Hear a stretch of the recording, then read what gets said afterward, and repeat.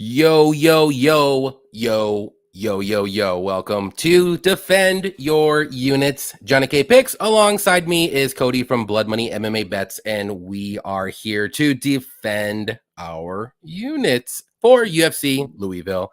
Cody, we are days away. Just days away, baby. We are from seeing this live in Louisville. How you doing today? Louisville. I say Louisville. Yeah, it's Louisville. That's what I had to learn when I got down. I thought it was Louisville. Louisville it is until I go down there. But no, man, I can't wait, dude. It's gonna be it's good. You know, it's a decent card to watch, but it's just gonna be a fun time. We got me, you, Patty from Addicted to Combat, bro. We're gonna meet up with some other people from Twitter, Patreon, everywhere, freaking everywhere, dude, and have a good time. And it's just gonna be fun watching these fights. Hopefully, this time we sit down for more. Watch the fights and the thing. I know a lot of times the last time we stood up. Both times at Bellator, we basically stood up and watched the whole thing. So, and I was cool with doing that because it was Bellator, and like some fights, I'm just like, I don't know these guys. I don't mind. I'll watch like great time. But still, we had fun. But yeah, this one for sure. I want to stay in the seats as much as possible. Hang out. We got good seats too. Yeah, my buddies there got a freaking suite. My dude Miles and yeah, they got like a $15,000-$20,000 suite. He's like, I tried to sneak you in. And where's the extra tickets? Yeah, I know. But no, we'll be able to check it out. But our seats are good, dude. We got a good lower bowl. Like I said, I love floor seats. I've sat on the floor a bunch and I've sat in the lower bowl a bunch, and they both got their perks, you know what I mean? But I like them lower bowls, dude. Like when you're just right above the cage, you're like, maybe 25 yards away, just looking at your TV just down in the cage. It's perfect. Yep. So that's right. Yeah, when we're on the floor, like sometimes looking up through the cage is a little hard at times. Yeah, and plus you can only really see the stuff on your side of the cage. And then if you're in Nashville and you're lucky enough to have the fucking Tennessee Titans offensive line come sit in front of you, right in front of you, directly. What the hell, guys? Jeez, am I lagging or are you lagging? I might be lagging a little bit here. You're lagging. Is it bad? No, I just stopped for a second. I'm just not used to it. Usually ain't lagging. Yeah, I know. I could see my little lag thing or my internet. I don't know what the hell is going on with it, but it is what it is. Yes, it is. But all right, let's go through the chat here. Say hi to the folks that showed first up off, real quick, how'd you do last week, man? Oh yeah, I forgot. Yeah. Well, it was a great night. I had 7 bets, won 6 of them, up +7 units. Hit a huge long shot parlay. I only put $10 on it, unfortunately. What'd you hit? Still won $400. Killer, so man. I'll take that. So it was a good night. We won our step 2 bet, even better. Like it was just money was coming in, and I was like, yeah, I love it. It's been a while since one of these nights happened. How'd you do though, Cody? I did pretty good. I mean, I won like 3.15 units. Had a pretty good night. Let's see, what bets did I lose? Almeida. Remember? Yeah, Almeida. Which, man, I kind of thought he did more damage than Kopylov. Like every time Kopylov took him down, he never did nothing, but is what it is. And then I had another one too. I can't remember. Another one. Oh, Zaleski dos Santos, which looked like he took over in the second round, dude, and then comes out and gets beat a little bit in that third round. Wasn't your only loss that Phil Rowe 3.5? He should have got that. I thought he won the second round, or he could have won the third too, but he messed up trying to take the back, and then he got taken. He got reversed. Yeah. So see, and that's what's crazy. That's what's crazy with these judges when they have their stupid scores. Like it doesn't seem like it's anything. Something might not seem like it's nothing, but the way betting goes, it's something. Like if that dude goes 30-20, 30-27 for Matthews, just the one judge. Now there's no unanimous decisions. All them bets lose. All the plus 3.5s lose. All that. So it's like, in a lot of times it don't make sense because I thought Rowe like won the second round pretty clearly. I thought so. You know what I mean? And then like you got what's the one judge giving Raposo? Like one judge told people he's seen Raposo win a fight that night. The fuck?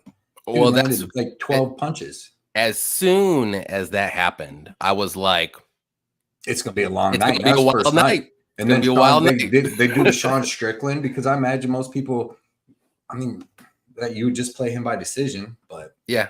Or that was one of my bets. I had Strickland round 4 or 5 or decision, and I was at plus 125. I was like, it should not be that high. Yeah, that's how he wins. And Costa's tough. Like he's gonna survive, but all right, let's go to the chat and we'll go. We have 14 fights to go over, so we have a long card this time instead of like 12 or 11 like we're used to. So we got Zach in here. What's up, man? Appreciate you coming out. We got Alex in here. Let's go. Ready to defend some units. Appreciate you coming out, Alex. We got MMA Clips in here. Let's fucking go. Appreciate you coming out. We got MMA Line Mover. I'm trying to make some units where you're in the right place, son. You're gonna make some. You're gonna make some. Appreciate you coming out. He knows his stuff, man. That's right. Definitely check him out on Twitter and Instagram too. We got Covert Big Bet. What's up, man? Yo. Appreciate you. Ryan, our guy. My dudes. Love the show. We always appreciate you coming out each and every week, Ryan. Covert said he bet Racki and Cannonier parlay. I like one. I don't mind. I don't mind it either way. I'm on one. Either. We'll get to it. Oh, you like Cannonier now? I remember speaking of Bellator, remember when we was at the Bellator standing out when we wasn't in the seats and I had 9 My wife was like, how did you pick him? Bro, she was good. She was like, she was on you. Over Vittori. She basically called me everything but Down syndrome. And then Johnny's like, I got so everybody, because everybody was on Vittori. Bro, the only thing I was mad about was I bet Cannonier by decision. You know what I mean? It looked like he was going to say, if Vittori wasn't that, what's the punching thing that you hit? He looks exactly like punching bag. Yeah, but not the regular, but the new one, you know, that's got like the dude's face. Oh yeah. Because dude, I just rewatched that fight a little bit. Dude, he fucking beat the brakes off him in the second round. It looked like Vittori was even close. Yeah, man, you guys was bullying me, trying to bully me out there. But you pick Cannonier, but he's back. Dude's tough, man. That's right. Real Fight Picks. Well. Look who it is. My fiance's at work. The kid's asleep. The boys are on the telly. This is heaven. Appreciate you as always coming out, hanging out with us. Jumbo Loco, our guy too. What's up, guys? Need some money this week. Need some good spots where you're in. We've been finally hitting lately. Yeah, so we're on the right track here. We got a good groove going. Good vibes. Sir. That's how we do it. Jumbo's been coming out since the beginning too. Appreciate you, Jumbo. If they have handicapped seating, in my opinion, that's the best because you can adjust the chair they give you. It's hilarious. Facts, dude. Okay. We got Derek Izzy. What's up, Derek? He said, yo, MMA fam. Just got back inside from washing the car by hand. Ooh, washing that bet. Yeah. Let's win some money this weekend. You drove that thing to Louisville, yeah. So we could. I was gonna say, you coming down to Louisville, Derek, this weekend? Let us know. Because where's Derek? He's in Chicago. Is he? I thought he had moved. I thought he moved. Oh, he might have. I thought he was just from Chicago. If he did, but he's in Illinois. Yeah. Yo. We got Saba, our guy. What's up, broskies? What's up, Saba? Appreciate you coming out, staying up. I know you're from across the pond. From Belgium. I love gold. Isn't that Austin? Isn't that the gold member? I think it's Netherlands, but he's Dutch. I think I could be wrong. I want to go visit there, dude. Belgium looks awesome. It's like old as shit. We got Any Action Effie in the house. What's up, Effie, the king of ice hockey? Congrats on the success last week, boys. Hey, let's do it again. Please tell me the Oilers are going to win the series. Did you watch his video? I haven't got to see it yet. He just put it out. You got to watch it. I'm going to have to watch it then. Because he says who he likes. He is. Effie is the hockey whisperer. Yes, he is. Sure. So definitely check out. If you don't know who Any Action Effie is, go to Any Action Sportscast. He put out his hockey video, who's going to win the cup. So he is on fire with the ice hockey pick. So check him out. Like and subscribe him. I like it. You got to go with the blue. What are those, like 250 milligrams per? Nah, these are little 10s. Little 10s. Yeah, I can't wait till the show, though. Whoa! We got a huge donation from Ryan. Appreciate you, Ryan. Those arena beers get expensive. First round on me. Gentlemen, have a great Saturday. We appreciate that, Ryan. Do I have to really buy him a beer, though? Yeah. I will. A margarita. Give me a little margarita. Or a little margarita. Well, we definitely appreciate that, Ryan. Yeah, that's freaking awesome, dude. Awesome. Shout out Ryan Matthews, man. Right. What was that? Okay, that was running back's name too, right? For the Chargers. Ryan Matthews. What was his name? That does sound familiar. Wasn't it a good running back? He wore the visor, I'm pretty sure. Yeah. Or was it Packers? Back in the day? No, maybe not. Maybe not. I do remember. Pretty sure he's right after LT or something. You could be. You could be right. You could be right. I like it. Appreciate you, Ryan. That's awesome. We got J Flow. What's up, Jay? He said, "What's good, guys? Appreciate you coming out." Let's see who else do we haven't got. We got Evan in here. What's up, Evan? He said, "Hey guys, I'll be in and out throughout the show. I'm working. Great job last weekend. Let's go. Appreciate you, Evan." Thanks, Evan. Appreciate that. But all right, let's move to the first fight of the night. I'm gonna say this name wrong. Puja Tumar versus Rayan Amanda or Dos Santos or Santos, whatever you want to say. Who do you like here, Cody? I like Puja Tumar here. Puja? Yeah. Puja? Yeah. I think if anybody goes like watch his tape, she's good. She's a good fighter. She's got good striking. She's got the same kind of like kickboxing background as Muslim Salikov. But she's good, dude. She's got good striking. She showed pretty good takedown defense. She hasn't lost in like 4.5 years. Her last loss was to Stamp Fairtex, who's fucking tough as shit. She's the one champ. I think she's still champion one. But yeah, man, she's got good striking with both legs. She throws with power. She showed good takedown defense in her last fight. She's looked a lot better. Like I said, she's been getting a lot better. Her last fight, she fought a Russian girl that was like 5'7". I believe she was like 9-2, and she beat that girl up standing up. And then that the girl tried to take her down a couple times. She showed good takedown defense against the cage. That's definitely improving. And she was able to get the corner stoppage. Yeah, that Anastasia Fofanova or whatever. But she's just, I think that she's good. And the thing is, I think Rayan Amanda is not that good. Like she's got I just put on Twitter a little bit. She's got the most fraudulent record ever, man. She fought 4 girls in a row with 0 wins to get on the Contender Series, just to get on there and get beat up. She just ran from Gomes the whole time. Then after that, after she took that loss, she fought a girl that was 1-2, 5-5. Like her whole career, what is it? I think she's got 14 wins, and I think 8 of them had losing records. Only 4 of them had winning records, and they were like 1-0, her first win, 6-3, 8-4, and then she beat Jillian DeCourcy at atomweight. But the rest of the girls, anytime she stepped up in competition to anybody, even a 3-1 girl, she's getting beat up. Her striking's decent in the first round. Like she's like a grappler, but if you go look, she doesn't have a submission over a girl with a winning record in her whole career. Like she's not that good at grappling. Usually she's trying to defensively grapple. Decent takedown defense and decent striking. But I think in a striking match, I like Tumar striking better. I really do think she has better striking. I think she's pretty tough. Fast, powerful leg kicks. She throws in combo. She's physically strong too. Like Rayan Amanda was a former atomweight. So I just think Tumar is going to be able to keep this fight standing, and I think she's going to be able to beat up Rayan Amanda. This girl's not good. I don't know how the fuck she's minus 300 versus anybody in the UFC or anybody anywhere, to be honest, because she's not that good. She's never beat anybody good in her whole entire career except Jillian DeCourcy at atomweight. So I think Puja keeps it standing and outstrikes her. She got out fucking struck by a jiu-jitsu girl last fight. Alan Carr only got her down one time in the whole fight. She did win that fight though.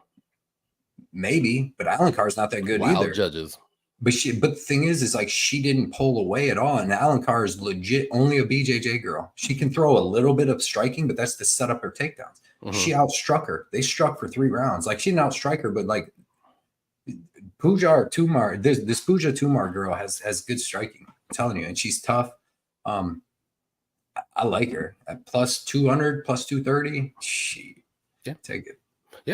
Yeah, I agree with a lot what you said. I do think Tumar is a very good striker. She's very aggressive. She has power. She always pushes forward. But the red flag with her is she does get taken down a little easy. And she has 3 submission losses out of her 4 losses. And Amanda is a good grappler. Her striking isn't as good, but it's not terrible. But she does have the wrestling. And both these girls are a little small, and they both have fought at atomweight at one point. So, it just really depends on who do you think is going to implement their style? Like, you think Amanda's going to be able to get the wrestling going? You think she's going to get the grappling, or you think Tumar's going to be able to keep it on the feet and get the striking going? Because it's Amanda on the ground and Tumar on the feet. But I'm just going to go with Amanda. I am not very confident whatsoever. I think this is a lower level women's MMA fight, either way you look at it. So Tumar is making her UFC debut. There might be a little bit of jitters. Who knows? But yeah, I don't think either girl at this point in their careers are all that great. But Amanda does have a little bit more experience, at least the number of fights that she has. And they both haven't really fought the greatest people either. Maybe Tumar has fought better competition as of late, but getting up to where she's at now, she fought very bad competition too. So rolling the dice with Amanda. I agree though. I do not think Amanda should be minus 300. That's outrageous. I think it should be like maybe minus 170. I think that Amanda slows down too. Like she Okay. slowed down against Alencar. She didn't throw anything in the third round. That's why she lost that fight. She barely threw anything. And I just don't think she's that good. I actually think this Pujar Tumar girl is actually pretty good. I really do. I think that she fought like, because if you go look at her record where she does have 4 losses, she came in, she was fighting in one, dude, right away. You know what I mean? Back in 2017, I believe. So she's going into one championship in 2017, and all of her losses check out. Go look at every single one of her losses. Like the girls are 11-2. Stamp Fairtex. Like they're all good losses, and them were all years ago too. Like I said, she hasn't lost in 4 years. I'm seeing, she beat Anastasia, which is 8-2. I would say that's good. Then 6-8, 2-1, 0-0. Then 3-0. 5. I mean, she's not really fighting. I mean, she has fought some girls that are like 6-0 in one. All them girls that she fought in one championship right there were all good fighters. Yeah, like also, all. I mean, that's where she got. That's experience. She got exposed with her. Yeah, I mean, she does have a little bit of experience, but I gotta see it. Right, and like I said, I think since she fought Stamp Fairtex 4.5 years ago, she's improved a ton since then, dude. Like her takedown defense looked great against the Anastasia girl. And that girl was huge, 5'7", and then she was just piecing her up. Her corner, the other girl's corner stopped it. Like she has powerful leg kicks. Like I wrote down, Puja will have better striking plus better cardio. Puja can do damage with the leg kicks. This fight will stay standing, and Puja is better. That's how it's going. Well, I think there will be some takedowns, so we'll see what happens. Yes, sir. But we'll see. I'm not betting this fight whatsoever, but I do think this is a dog or pass spot. I don't like the overs or unders in this fight too. If I had to lean, it would maybe over, but I think there could be a finish from either girl too. So you never know. He's like, why bet on a low level fight like Marquez and Reese? Because every fight on this card is low level. There's a lot of 80% of this card fights, is coming off losses. 80% of this card is coming off losses. Right? Half of them are fighting for their career. The other half are like freaking late replacements like Jesse, Butler, and I don't even know if Ray and Amanda, did she earn her way back in the UFC, or was that a short replacement fight? Because there's just, I think they made that fight. There's no, I don't want to say like short notice, Rosas Jr. You can't trust Turcios. Marcos and them's good. I know who I can trust. There's nobody, dude, that I felt like Cannonier. That's one. Oh, see, now you're trusting Cannonier. He's a beast. It's Styles.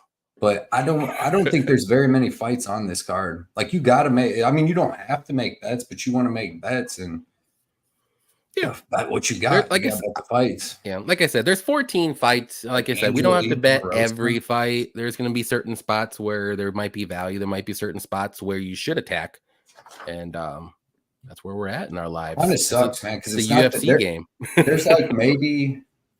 I mean, you can't. I mean, there's so many untrustable, but like. It's not the best fight card. That's the only thing that sucks, man. Is like that we got to go to it live. Is that it's just not the best fight card.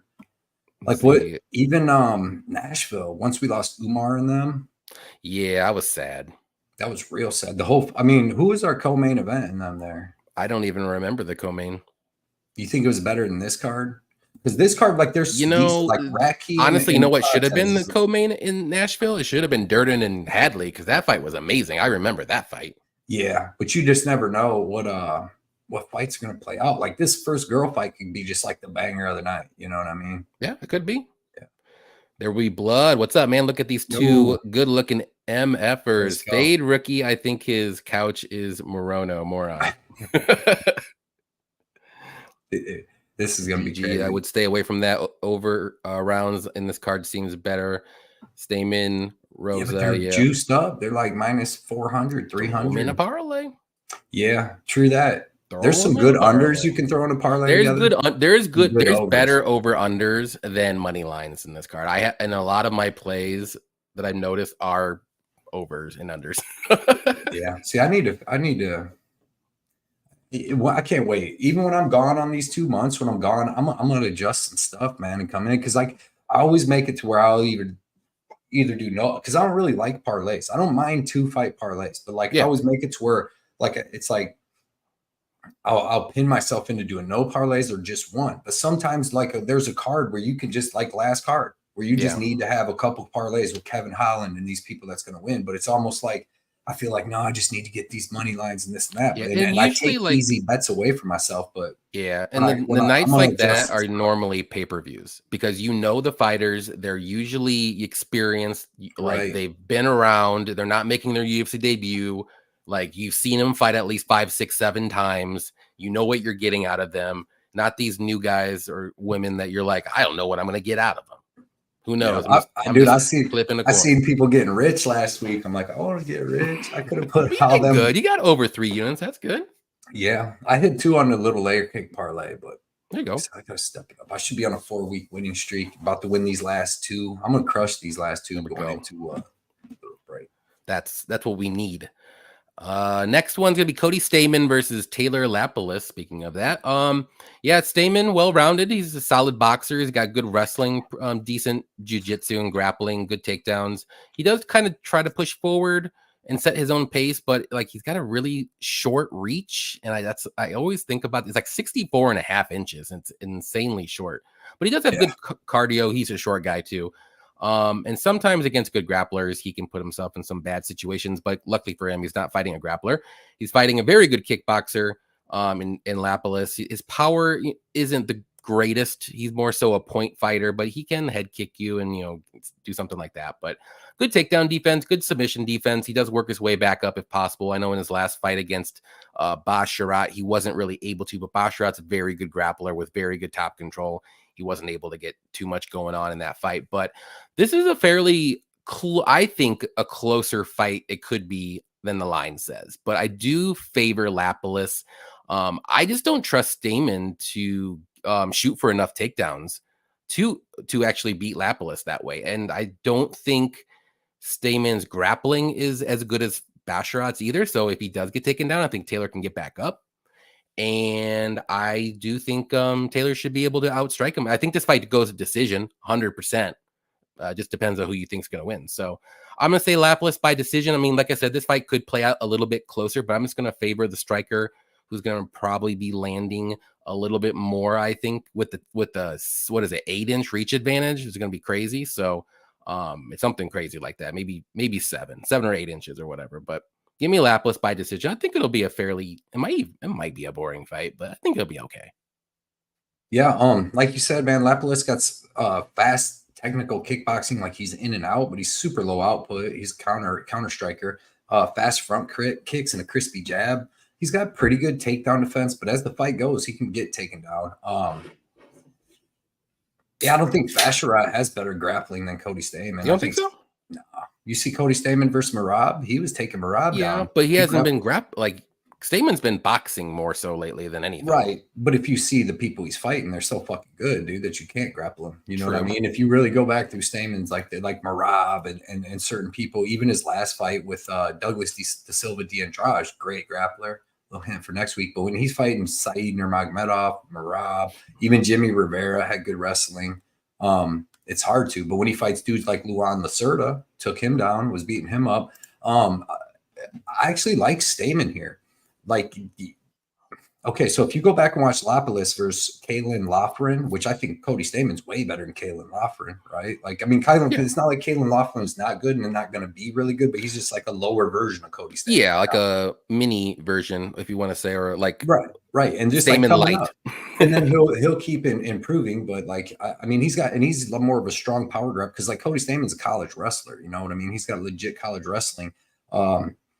In the boxing, and so with Loughran, that fight was super freaking close, and Loughran didn't have really any striking to stand with Lapolis. He just would get pieced up a little bit and just grinded him against the cage. And that, but Cody Staman's got decent striking himself. You know what I mean? He's got pretty good striking, and then he's got the wrestling to mix in, man. And I just don't think Taylor Lapolis does enough. Like he's a low output counter striker, man, and he does if you watch him, like the body kick to Nate Maness back in the day, that was a nice win, but oh man, he just doesn't do enough for me. That Loughran fight was really close. Like I was even shocked. Like that could have went to split decision or anyway. But yeah, man, I think Cody Staman can box with him Because it's not like, I mean, Lapolis is good, fast movement, and a good striker, but it's not like he's some deadly dangerous striker. And then I think that Staman will be able to mix in some grappling with him, like get some cage control, get some takedowns, because he does have good takedowns when he can out wrestle somebody, and he's got good control, he's got good cardio, good toughness, good experience. I mean, he's been in there with like Mora and some of the best people in the world, Said Nurmagomedov, like a bunch of good people. He's got some wins over some good people too. So I'm not betting it, but I mean, I'm going to bet. I would take, I don't know, Cody Staman, like all day. Like it's going to be close. Like there's like Lapolis ain't finishing him. This fight could even go to split decision, or Cody Staman could just win a clean decision. Like, so I like Cody Staman here. Okay. Yeah. I don't hate it. Like I said, I love the over. I know the over is juiced, but I think sometimes you have to look past the lines and you're like, this is probably going to hit 9 out of 10 times. Like these guys just, yeah, the over. Yeah. I know it's like minus 400 or so. Certain books you might be able to get a little bit lower, that's like minus 360. Because anything could happen. 360 though, it's not bad. That's freaking crazy. But both these guys aren't finishers. That's the thing. Is Staman going to wrestle? Staman only got one finish over Eddie Wineland his whole career. And Staman's durable enough to, unless he gets head kicked out of nowhere, you know, something crazy that he's not seeing. He's not getting knocked out. But either way, don't you see this playing out super crazy close? Like, yeah, it can be. It's going to go to decision, so it's always going to be close. You don't know. And then like the striking, if that's close, but Staman mixes in a couple takedowns, he's plus like 200. And that's crazy. We're going to be in Louisville. You know, there's going to be one judge that's going to say a crazy score. When I did this and picked Staman, wow, he was only plus 160. Like when I wrote it down. Maybe check out. This is like the bets that I write down as I'm doing them. He was only plus 160 right there. Yeah, maybe check out if anybody does like Staman though, if they're on him, maybe check out the plus 3.5 for him, because I do think he can win one round for sure. What's that at? I don't know. It's not out yet. I'm gonna start doing some more props too and stuff like that. Like I say, I mean, even like Kevin Holland by sub. There were so many that I liked last week.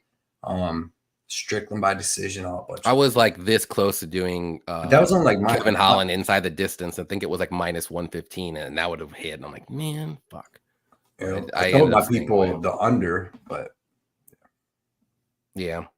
Let's go, Alex Thomas. Everybody's agreeing, because like I think like Lapolis is like not even near as good as like William Gomes, and he's low output and gets in 18 split decisions or gets beat. So it's like, I just think, I don't know. I see Staman's just a little bit more. For me, like, if this is going to go to decision, I think the better point fighter is Taylor. Just me personally, especially if the judges have been favoring. But that's only if they're point fighting. If he's if Colin Loughran was able to clinch him up against cage, get takedowns, get control time, like Cody Staman is going to be able to. Like he's bigger than Loughran. And he's just better. But I love Cody Staman here, man. We shall see. Let's see. Yeah, Staman's been to decision 16 times, and Taylor's been to decision 13 times. So these guys go to decision. It's going to be minus 300 with these judges. Well, that's why I'm not betting the money. Louisville. You just go with the over. Ain't exactly popping here. They ain't judging a lot here. You know what I mean? But yeah, Staman spread plus 3.5. That could be a plus money bet, since Staman's plus 220 range. Yeah, could be plus money. Can't wait till I come back. I'm gonna have a whole new thing. We got Justin in here. Those Mexican Coke don't give you the feeling to pull the trigger on prop bets. Blood. They're holding you back. Drink liquor. There you go. I drink this with the Maker's Mark, man. That's what I do when I get done with the whole freaking night of tape studying after looking at that TV and smoking all night and everything. I give me a couple little Mexican Coke, a couple little shots. Last line said, hit that chat. I'm going to guess that hit the like button, chat. Let's go, guys. We got over 100 people in here. So if you haven't hit the like button, please do that. Follow us on Twitter if you're watching on Twitter, all that good stuff. Cody Staman had a close fight with Merab. He did.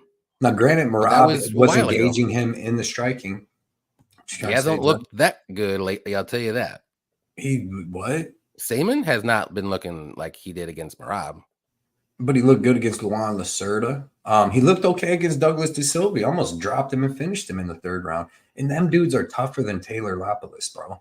Douglas Silva Andrade is bringing so much more to the table than fucking Taylor Lapolis, being way more dangerous. Right, he's got way better grappling, and he's hitting hard as shit. And he's going to be the one backing up Cody Staman. That was the difference in that. Yeah, Cody but Staman's going to be Taylor coming can forward. fight off his back foot. It's not like Yeah, he can't. and then he's going to get clinched up against that cage. We'll see. We'll see how it plays out. I'm on the over. I wish I would have bet. I wish I would have bet Cody Staman. No, this could be the live Roz talking, but I wish I would have freaking. There you go. We got Lenny in here with the one name I don't know. Appreciate you, Lenny. Is Eduardo Mora really a fraud? Well, we are just going to jump right into that. Lucky you, fraud, but I don't think she's what she is. Lucky you, Eduardo Mora versus Denise Gomes or Denise Gomes, however you want to say it. Cody, who do you like? Yeah, so it's not that like I think Eduardo Mora, she's like a fraud. Because she's good. Like she seems to have like decent striking. It's not good. It's not going to be good here because she's got like tall girl strikes. So she's going to be doing this when Gomes is going to be throwing fucking overhands and stuff. But I don't know. It's hard to tell because she just started fighting a couple years ago, right? And if you go look through the people that she's fought, it's not really good. Then if you go watch the one fight with Sadomeyer or Eileen, which was only a year and a half ago, dude. In 2022, in September, the end of September of 2022, and that was terrible. That granted, they fought in a shitty ass ring, like an actual ring, not a cage, but that was back and forth split, dude, and so sloppy. And if you go back, her wins 0-0, 0-2, 0-0, 1-3. That's her first 4 wins. Then 12-14 was her 5th one. Then she moved up to 2-0, 2-1, 6-3-1. The girl on the freaking Contender Series that was 5-0 is a complete fraud. And then Montserrat Ruiz, who didn't even look like the same Montserrat Ruiz, who was terrible a couple years ago. She wasn't supposed to fight her though, right? That was on short notice.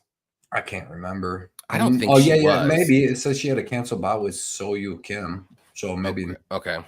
And that was in between the Contender Series, but like, dude, and you can't tell much from that fight because she came out, she didn't really wrestle. That what? Who the hell is Soyul Kim?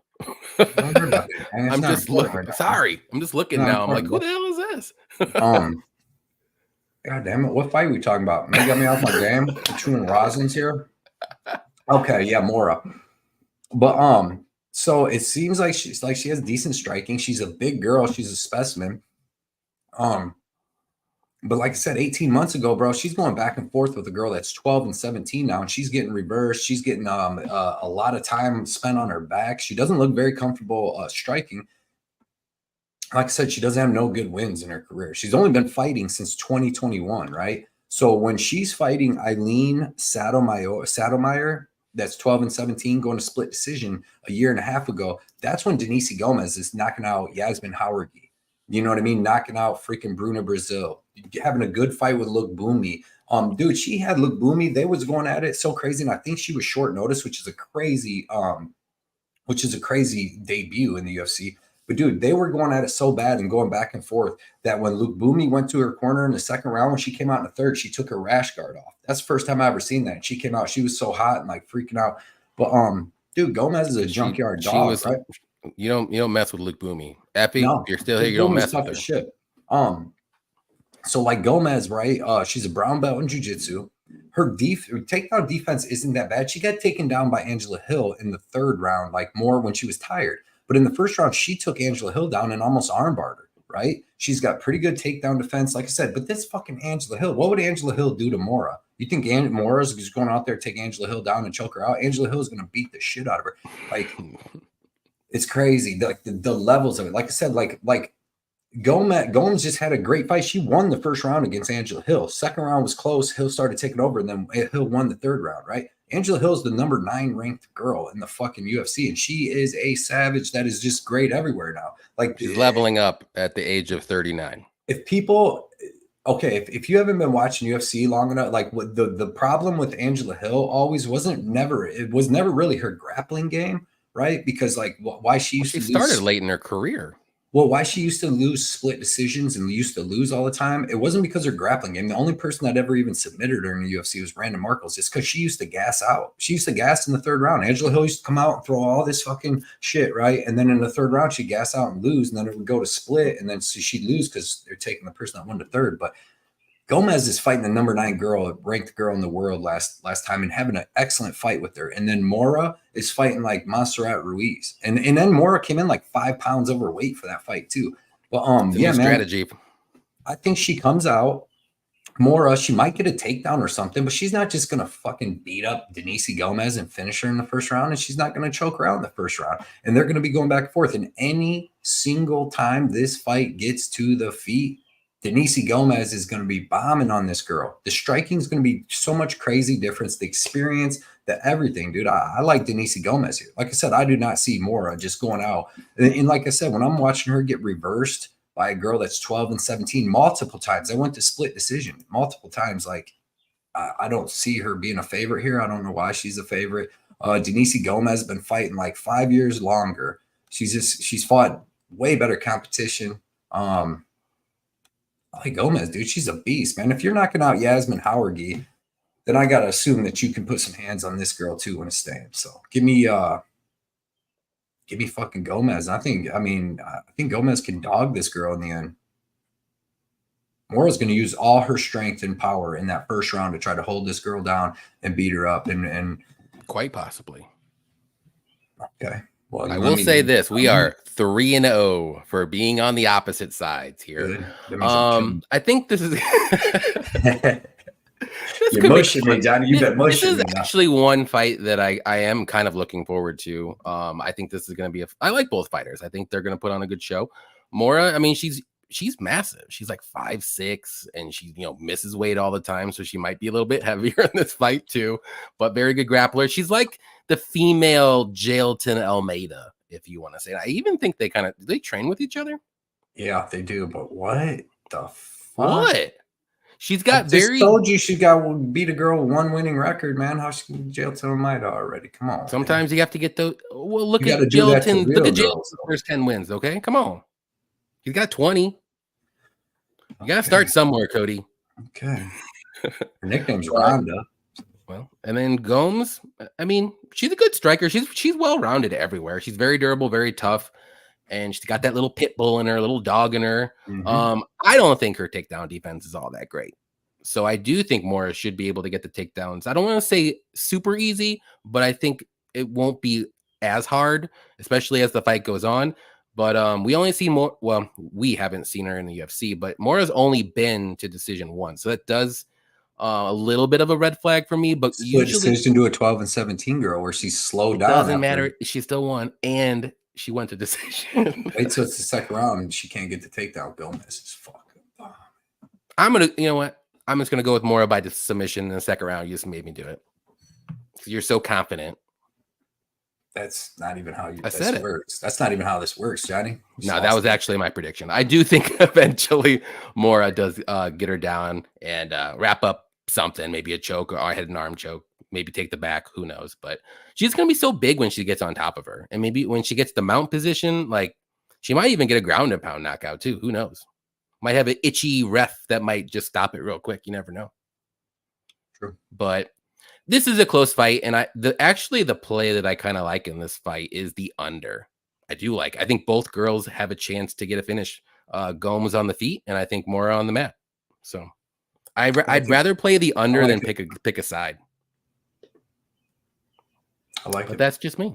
I know we're 3-0, 3-3, opposite. I love how people's definitely confident on what Gomes ain't gonna do, but how is anybody confident on what Mora?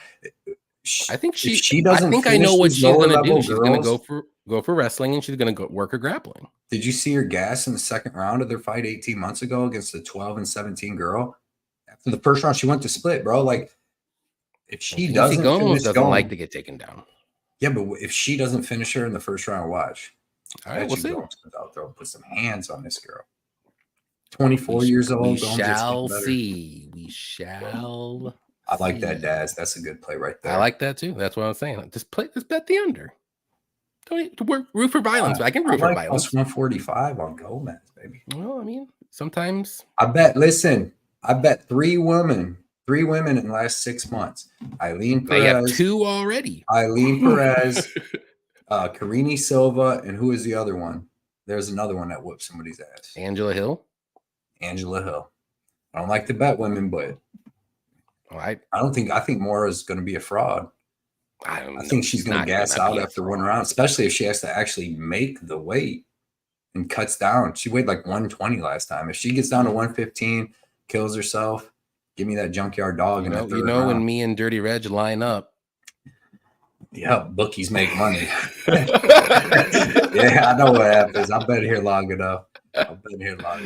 Oh man, let's see. We got Paul in here. What's up, Paul? He said Gomes is not gonna bomb on anyone outside of a 7.5 bands. Gomes slows down a lot later too. That's true. Yeah. Someday we shall see. It's like Loma and Hill. We'll see. Yeah, I think Mora is going to be the one that slows down and gasses back.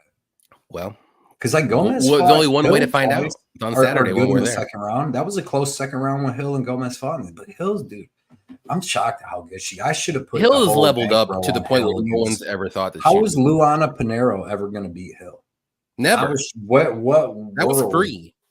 Free is, and then I don't. We're just like Derek Lewis. Like I told everybody on that, like that's free money because like how is Nascimento's not going to choke him out of jail? Almeida did. Nascimento's not going to. Yeah, that's true. And then like it was. Should have used the MMA math there. Yeah, for me, I didn't bet it, but I can't remember if I bet Lewis or not. Yeah, you did. I told everybody, did I?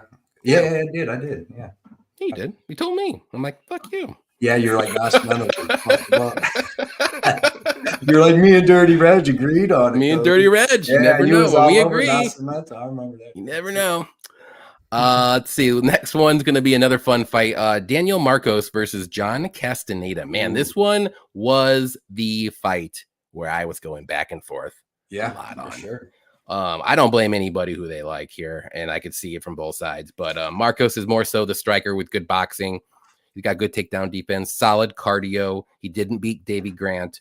He can be a little hittable on the feet, but he's Peruvian. Like I said, he's tough. He's durable. He can probably take it. And he was doing really good against Aori Kulang in his last fight until the nut shot and Aori gave up.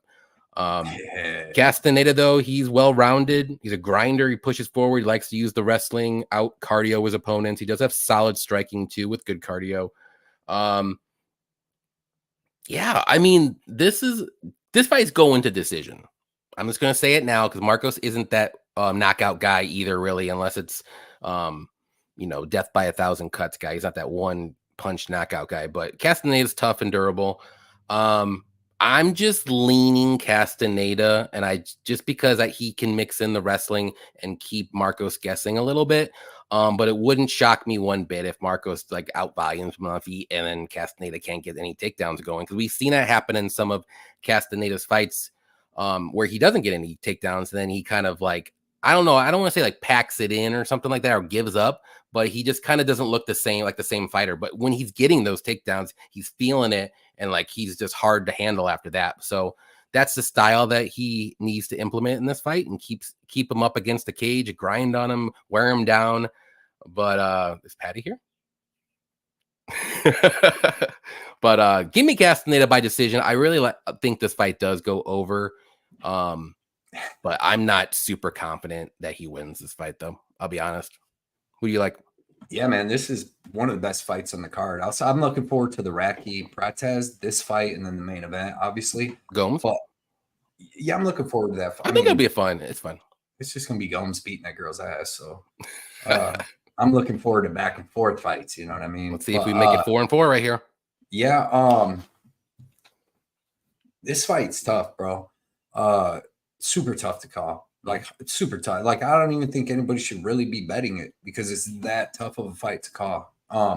Marcos he seems to have really good takedown defense, showed good takedown defense in the Contender Series and against Simon Oliveira. Granted, they're not the greatest wrestlers in the world, but he has good clinch knees, man. He's got good, he's fast, he's got good hits. Oh, wait, Oliveira shot for a guillotine again. Say what?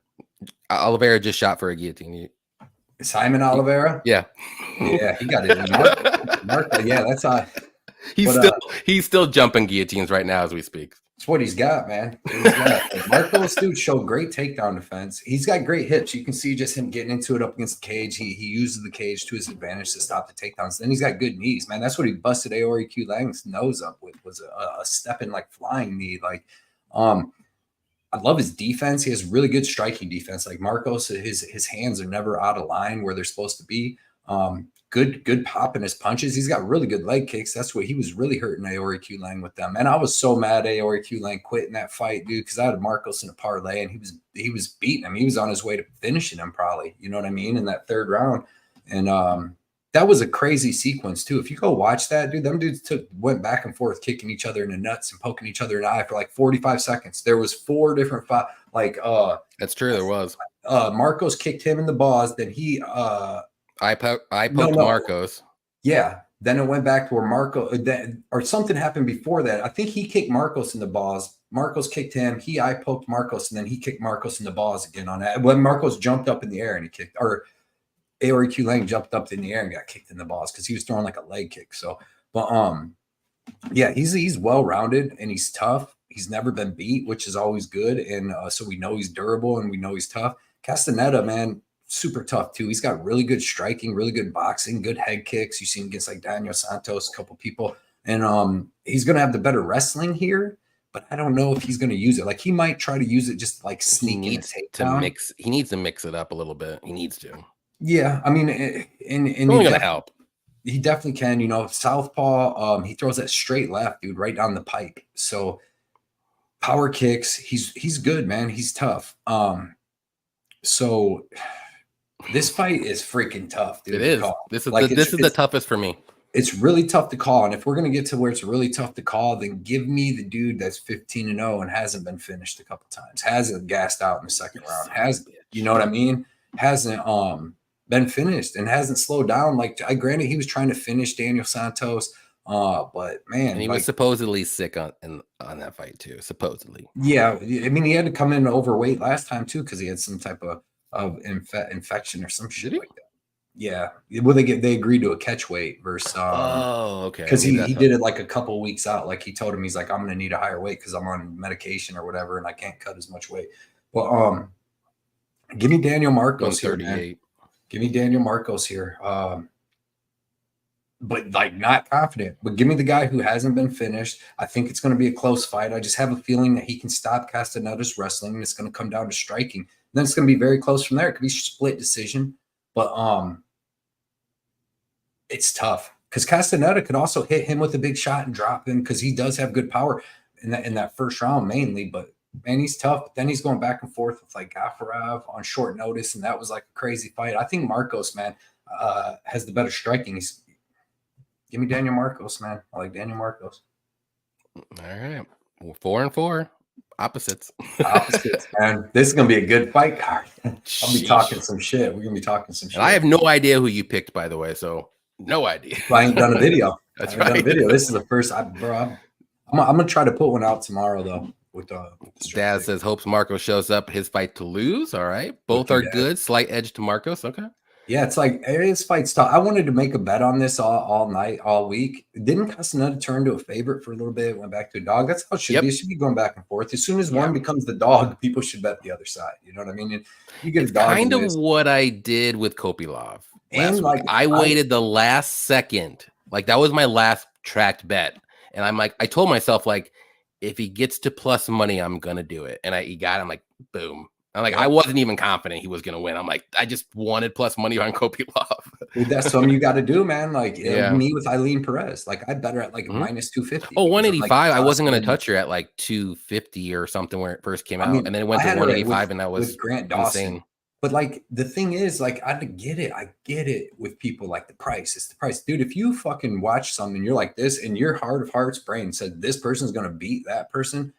Shouldn't matter what the price is, to be honest. No, it's the win. And like when I watch and think like, how did Jocelyn Edwards even win this? She's freaking terrible, and she slows down bad too. So like, but once she got bet down to minus 180, then I threw her in my fifth bet. That's why I like to have a bet or two left at the end of the week to see where lines go and stuff like that. Oh, never mind.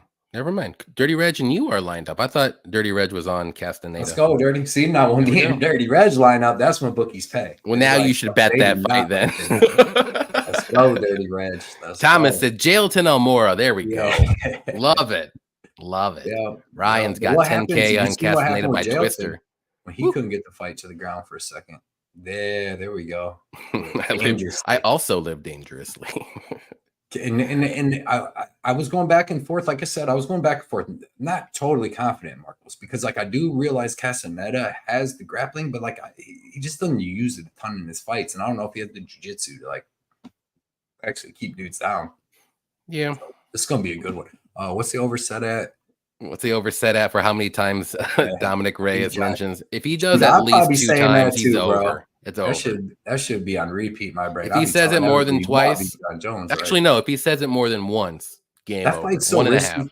Man, there's so many risky fights on this card because it's like if Dominic Reyes' chin isn't messed up, he can win that fight. But you know what I mean? Let's go, Money Line Mills. Money Line Mills, what's up? Salute to you guys. Looking forward to winning some more units. Let's go. We're here for that. Yes, sir. That is what we do. That's what we've been doing lately. Right. Next one. Where are we at? Not the greatest. Andrea Lee versus Montana De La Rosa. Cody, who do you like? Yeah, man. If you watch the first match, I know rematches don't mostly go the same, but this rematch is going to go the same. Like Montana De La Rosa is not going to be able to get the takedowns going. Even if she lands one, Lee's going to get back up. Lee's going to have slightly better striking. Montana De La Rosa has no striking defense and just takes punches to the face. There was the one where her boobs almost popped out. That fight was decent.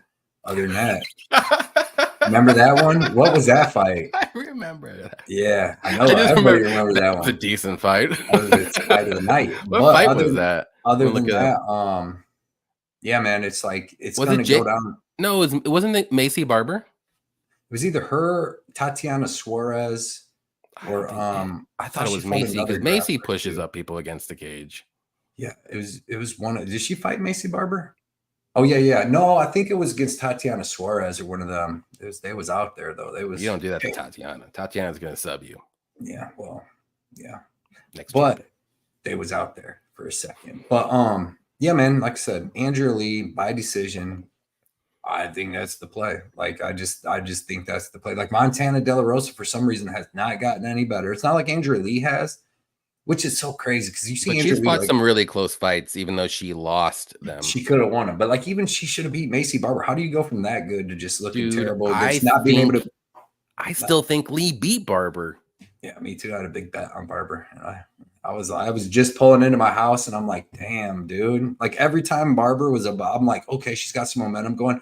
She would get reversed, or she would get, and I'm like, damn. And then they gave her the win. I'm like, but I've took some bad ones. So, but yeah, man, Lee by decision. I think that's easy money. I didn't bet it, but yeah, Lee by decision. I am also on that as well. Better striking. I just don't trust De La Rosa to use any of her wrestling. She might get a takedown early, but she's not going to do anything with it. Like literally, she's not going to do anything with it. And Lee is actually pretty decent when she's on her back. She does have good submissions and good defensive grappling, so she'll stay safe. So Montana's not going to do anything.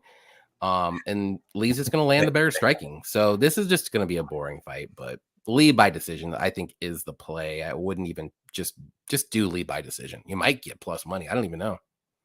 If you get plus money, I might do -1, but she's minus like 150, so it's probably like minus 110 for decision because the over is like minus. Shit, I might play that then.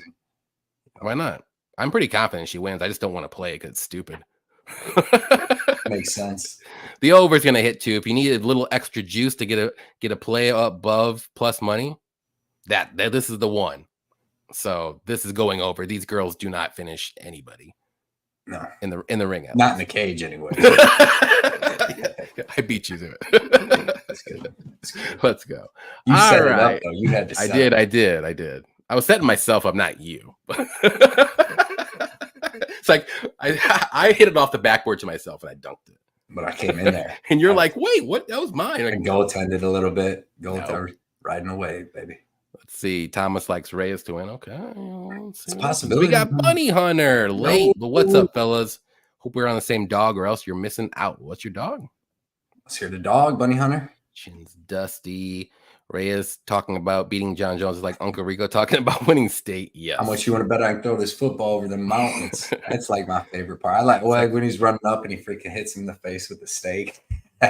Boobs popping out is a pay-per-view type kind of thing usually, isn't it? Yep. Unusual to see it on cable. It wasn't like Apex, fully out, but it almost came out. It was enough. That's why she always wears the rash guard. Yep, over. Maybe you know what Andrea Lee should do? You know what she should do? You know what she should do, right? That's suspect, Justin. I'm not gonna lie. I understand it. I'm just gonna laugh. You know, you probably watched the fight her whole career. It's understandable, but it's on the line. But yeah, and De La Rosa in the Aldrich fight just looked awful. Like she has got no better, and she's younger. She's she like got 6 worse. She years took 2 younger steps than back. Lee. This was when she should come up and beat Lee's ass. Like, look what I learned in the last 6 years. But it's like, no, man. Yeah, Paul says We're just lucky that they put this rematch back together on our Louisville card, and we get to see it because I've been counting on the day. I'm like, Montana had a chance, nobody wants to fucking see this. No, this is one that we can go hang out. We can go hang out in the concourse and hang out with some people for a little bit and then come back down. Yep. I don't mind missing this fight. Chat's going to the Louisville card too. Yeah, let us know if you're going to be there. Definitely have to meet up somewhere in the lower course somewhere. Next one's gonna be Brad Katona versus Jesse Butler. Again, I'll make this one quick. If Brad Katona does not beat Jesse Butler, he needs to retire. Like, I don't think Jesse Butler is good at all. If anything, the only thing he's actually okay at is maybe submissions. He doesn't have good striking, he doesn't have good wrestling, he doesn't have good takedown defense. Jim Miller was able to walk literally across the cage and knock him out in like 20 seconds. He's moving down to bantamweight for whatever reason. He usually fights at lightweight. And Brad Katona is durable as shit. Yeah, he might not be the greatest finisher, but I think he can get a finish in this fight. He's got good wrestling. He's got good grappling himself. He's well-rounded. The only thing with him sometimes, he's a little bit small. That's it. But I think Katona's going to win this fight. I mean, he's a minus 600 for a reason. And like I said, if he doesn't win this fight, he needs to hang him up. Like, this is the easiest layup the UFC is going to give him. So I'll say by decision, but I wouldn't be shocked if like a third round like finish, he'll get it in the third, because he's just not that guy that's going to finish you in the first or second round. He's going to like wear on you. And it's just something. We're about to have a ton of terrible fights. We're like, they're not a finisher. Everybody's like, they're not. Glass water. That's what we're doing for each fight, and it's like, damn, we're about to watch this live. But the UFC. No, well, the thing about I looked at it. The prelims are decision heavy. Like, look at all the prelims. You're like, decision. Maybe this one, decision. But the main card, finish. Maybe a decision, finish, maybe decision. Yeah. Go ahead. Yeah, like I got to see Jesse Butler make weight, you know, like, because he fought 155 in his short notice debut against Jim Miller. Now he's coming down to bantamweight, and he's fucking huge, dude. 5'10". Dude, next week, Azu Alibabov or whatever, Alimababov. Oh yeah, he's fighting Jose Johnson at flyweight. Like, I don't think Jose Johnson was flyweight before, right? No, he was bantamweight. He's 6 foot. How you gonna be a 6 foot flyweight? How is that even possible? That's wild. But yeah, in this fight, Brad Katona is gonna beat him. I mean, he's gonna be fucking better everywhere with better experience. Like Jesse Butler, he's got decent grappling for a regional scene guy. Subpar wrestling, decent power in his hands, and he's always looking for a finish. So he's submission over position. I don't see where he's better at Katona anywhere, because he's not going to knock him out on the feet. He's not a striker like that, and he's not going to take him down. So I actually think Katona uses his grapple. I mean, he can, if he needs to take him down, like if Butler's just like, because Butler's going to be 4 inches taller with 9 inches of reach, right? 8.5 inches of reach on him. So like if Katona doesn't like the striking, what's going on, he can hit him with the takedown. If he doesn't like the freaking, wrestling, if he takes him down, doesn't like that, he get back up, beat him up, standing up. So give me Katona any way he likes. I'm interested to see what the third round decision prop is for Katona. You almost cheated the guests out of a super good thing. What? So Jesse Butler, I mean, he's been knocked out only 2 times. One time by Jim Miller, and he came out throwing bombs, and then the other time was like his second fight back in 2016. So seems pretty durable. I mean, I've seen Katona choke out Bryce Mitchell on the Ultimate Fighter, but he kind of like gassed out when it was getting to that point. But I mean, if he's gonna finish anybody, he finished another dude when he was fighting on that Russia scene too. But just give me Katona by decision, because that seems like the play. Yeah, I'm gonna look at the prop when that comes out and see what like third round or decision is, and see if it's like close to a pick'em. That might be a decent play to knock off the minus 600 price tag. Yeah. We'll see what it is, though. I'm not too crazy about it. But this to put it down that Jesse Butler is not UFC. No, he's not good. Like he's at all 2 levels below. Like, why is he going down from lightweight to bantamweight? Because UFC needed a fight, and he's like, "Can I fight at least in this fight? Because you don't want me anywhere else, right? You're right." Then he goes, "Them dudes at 155 put hands on me, so I don't like it."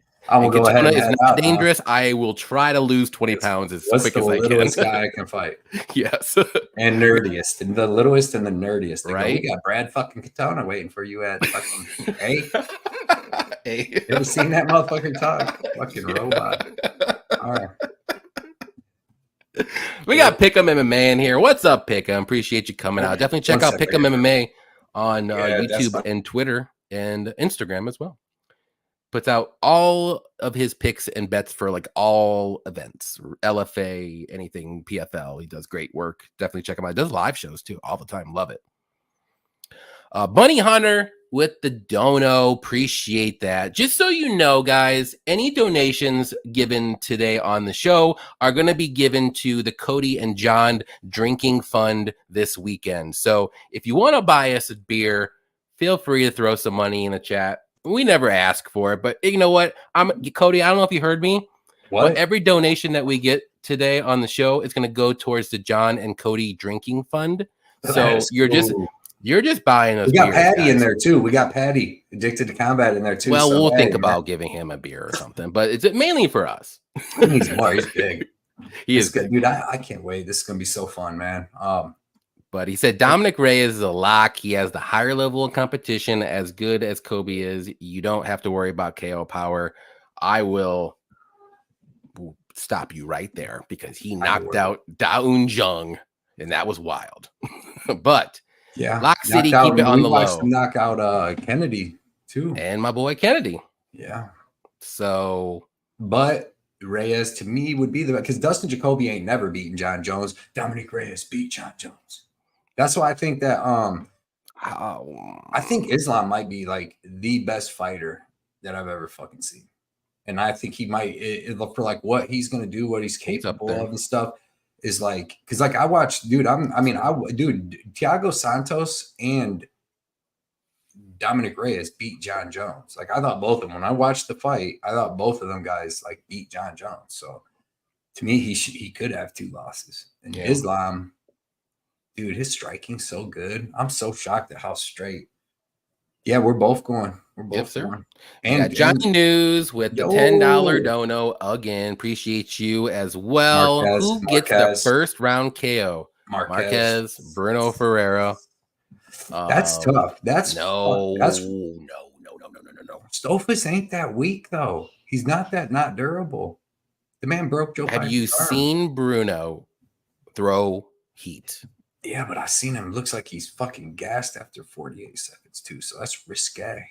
But I think he wins. But dude, Stultz is fucking durable though. I just don't think he's not durable as people think.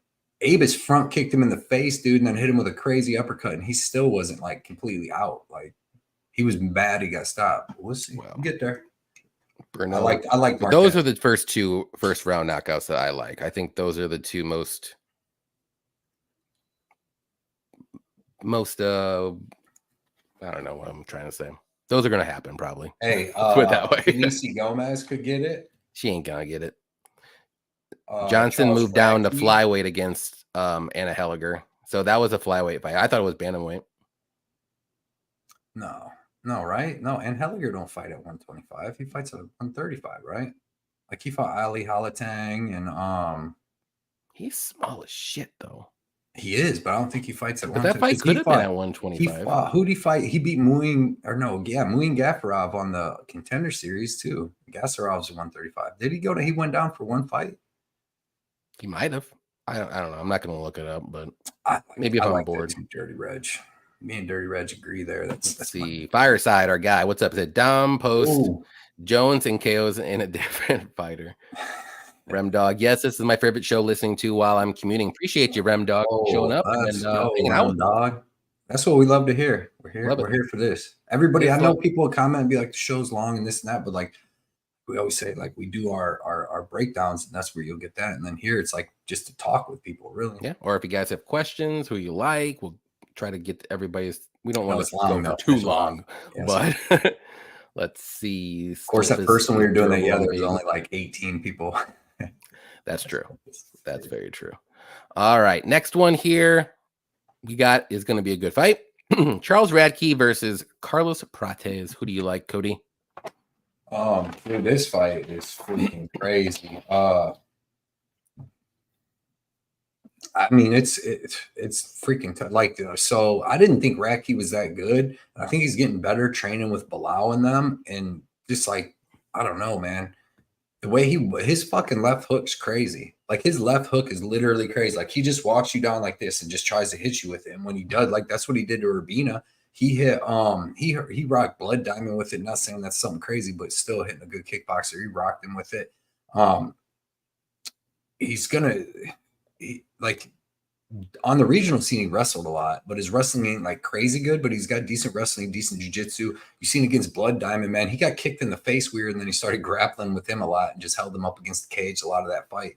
But so he's got decent grappling, and his striking's getting better, man. And he's just like a big, mean dude. And he just walks forward, like I said, trying to line up that left hook, man. And what did he do last time against another tall, skinny guy like this? Granted, Gilbert Urbina is nowhere near as dangerous as Carlos Pratz. Like, even though he's throwing the same weapons, really, he's not like as dangerous. But like Pratz, man, I like his striking. He's patient, but he's like KO dependent. You know, he's good. Like even against Mitch Ramirez, like he was hurting him with shots, but Ramirez just throw a little bit more volume. Trevin Giles was obviously winning that fight. You know what I mean? And Pratz did not look good, and then hits Giles, who's been known to be chinny. And put him out, but it was a sweet straight left right on the pipe, because that's what he's got, man. He's got good stepping knees for guys that try to wrestle him. He's trying to knee you. He's front kicking you when you're trying to get past that, you know, getting past them front kicks and all that. Then he's going to hit you with the hands. But he's been knocked out a couple times, dude. And I'm just going to say Pratz, before he can really get started, I think that Racki's going to be able to hit him with a big shot, to be honest. Even though, like, Pratz, and not only that, but, like, Pratz or Racki can also mix in some cage control, possibly takedowns, and get the win. But, dude, this fight, I mean, it's violence, right? One of these dudes is going to hit one of them and connect, I think. But I like the plus 200 dog, to be honest, man. Like the way, just if he can get in and cut off, stay out of long striking range like he did with Urbina. But granted, Urbina fight, that was in a smaller cage too, so it's a lot easier to do that. But if he can do that with Racki, I mean, do that with Pratz and get in there and land big, and he's tough. But I just like that he has a grappling upside in this fight too. So give me Racki, but man, Pratz size, reach, all that, it's dangerous. It's dangerous. So I won't probably be making a straight bet, but I'm definitely looking at the under 2.5. I'm not gonna mess with the 1.5. What do you think about the over 1.5? I don't know, man. I don't know, because either one of these, I don't like really fucking with one over 1.5 when both dudes can just knock each other out with one punch. It's just risky. I mean, I would honestly lean the under one, and I'm leaning violence in this fight. I think these dudes, I mean, if you watch both of them fight, they're both pretty violent dudes and looking to hit hard and stuff. But like I said, if Racki pulls off the blood, gets hit hard, pulls off the Blood Diamond stuff, and just holding Pratz up against the cage or lands a takedown, a lot of time can go by. And Pratz, man, he's a patient striker. He's looking for the one-shot knockout. He's got that fast left head kick. He's got excellent knees and good punches. So it's like, you bet that over 1.5, and Racki's coming in, he hits him with something clean. Like this fight could end at any second. Or like I said, Racki hits him with one left hook. His left hook's one of the best left hooks I've seen, dude, in a long time. Just the way I'm trying to think, somebody, I mean, besides Ferrera, but he's not Alex Ferrera with it, but he's doing that. He's just like lining you up, trying to push you there and fucking Bruno Ferrera? I said Ferrera. I said what I said. Ferrera. Bruno has a good left hook too. He just beat Gregory Rodriguez with it. That was like a straight though. Like he switched his stance. He was in his right hand stance, and he switched his stance, goes back and just boom, hits him with the, like, goes in the left hand stance and just hits him with the straight. It was a little bit of a hook. It was good. It was good. But it wasn't Charles. But Charles Racki got that hook of death. So Racki plus 200, pick violence. Violence. Man, if you like violence in this spot though, I would pick Pratz, to be honest. But I know, but I think Pratz is more violent, and he's got all the reach and height. Chuck Buffalo, dog. Come on. I We've think he's coming into his own. seen Pratz Racki get rocked in a couple of his fights recently. 3 submission losses, 2 KO losses. That's 5 finish losses. I know Racki because Justin he fights Montalvo knocked him out back in the day, but that's it. So you got to go with durability sometimes too. Your boy been true, but I'm also going to go with the more dangerous guy as well, which I do think is Pratz. He's got knees, step-in knees. He's got long. He's going to have the reach advantage too. Good kicks. Like Racki does have a good left hook. I will say that he really does.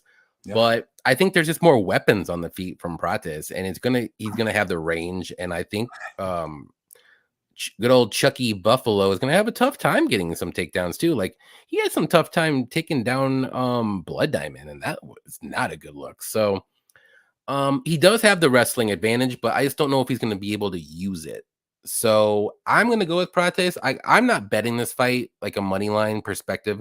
I actually kind of like the over 1.5. I do think this fight both guys are fairly tough. I know Pratz has been knocked out. I don't mind it. What's the line? It's been a while.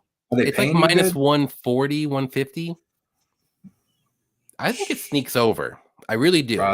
Listen, every shot these dudes are throwing are going to be KO shots. Them's the worst overs to bet. Like when both of them, neither one. These dudes could be the best though.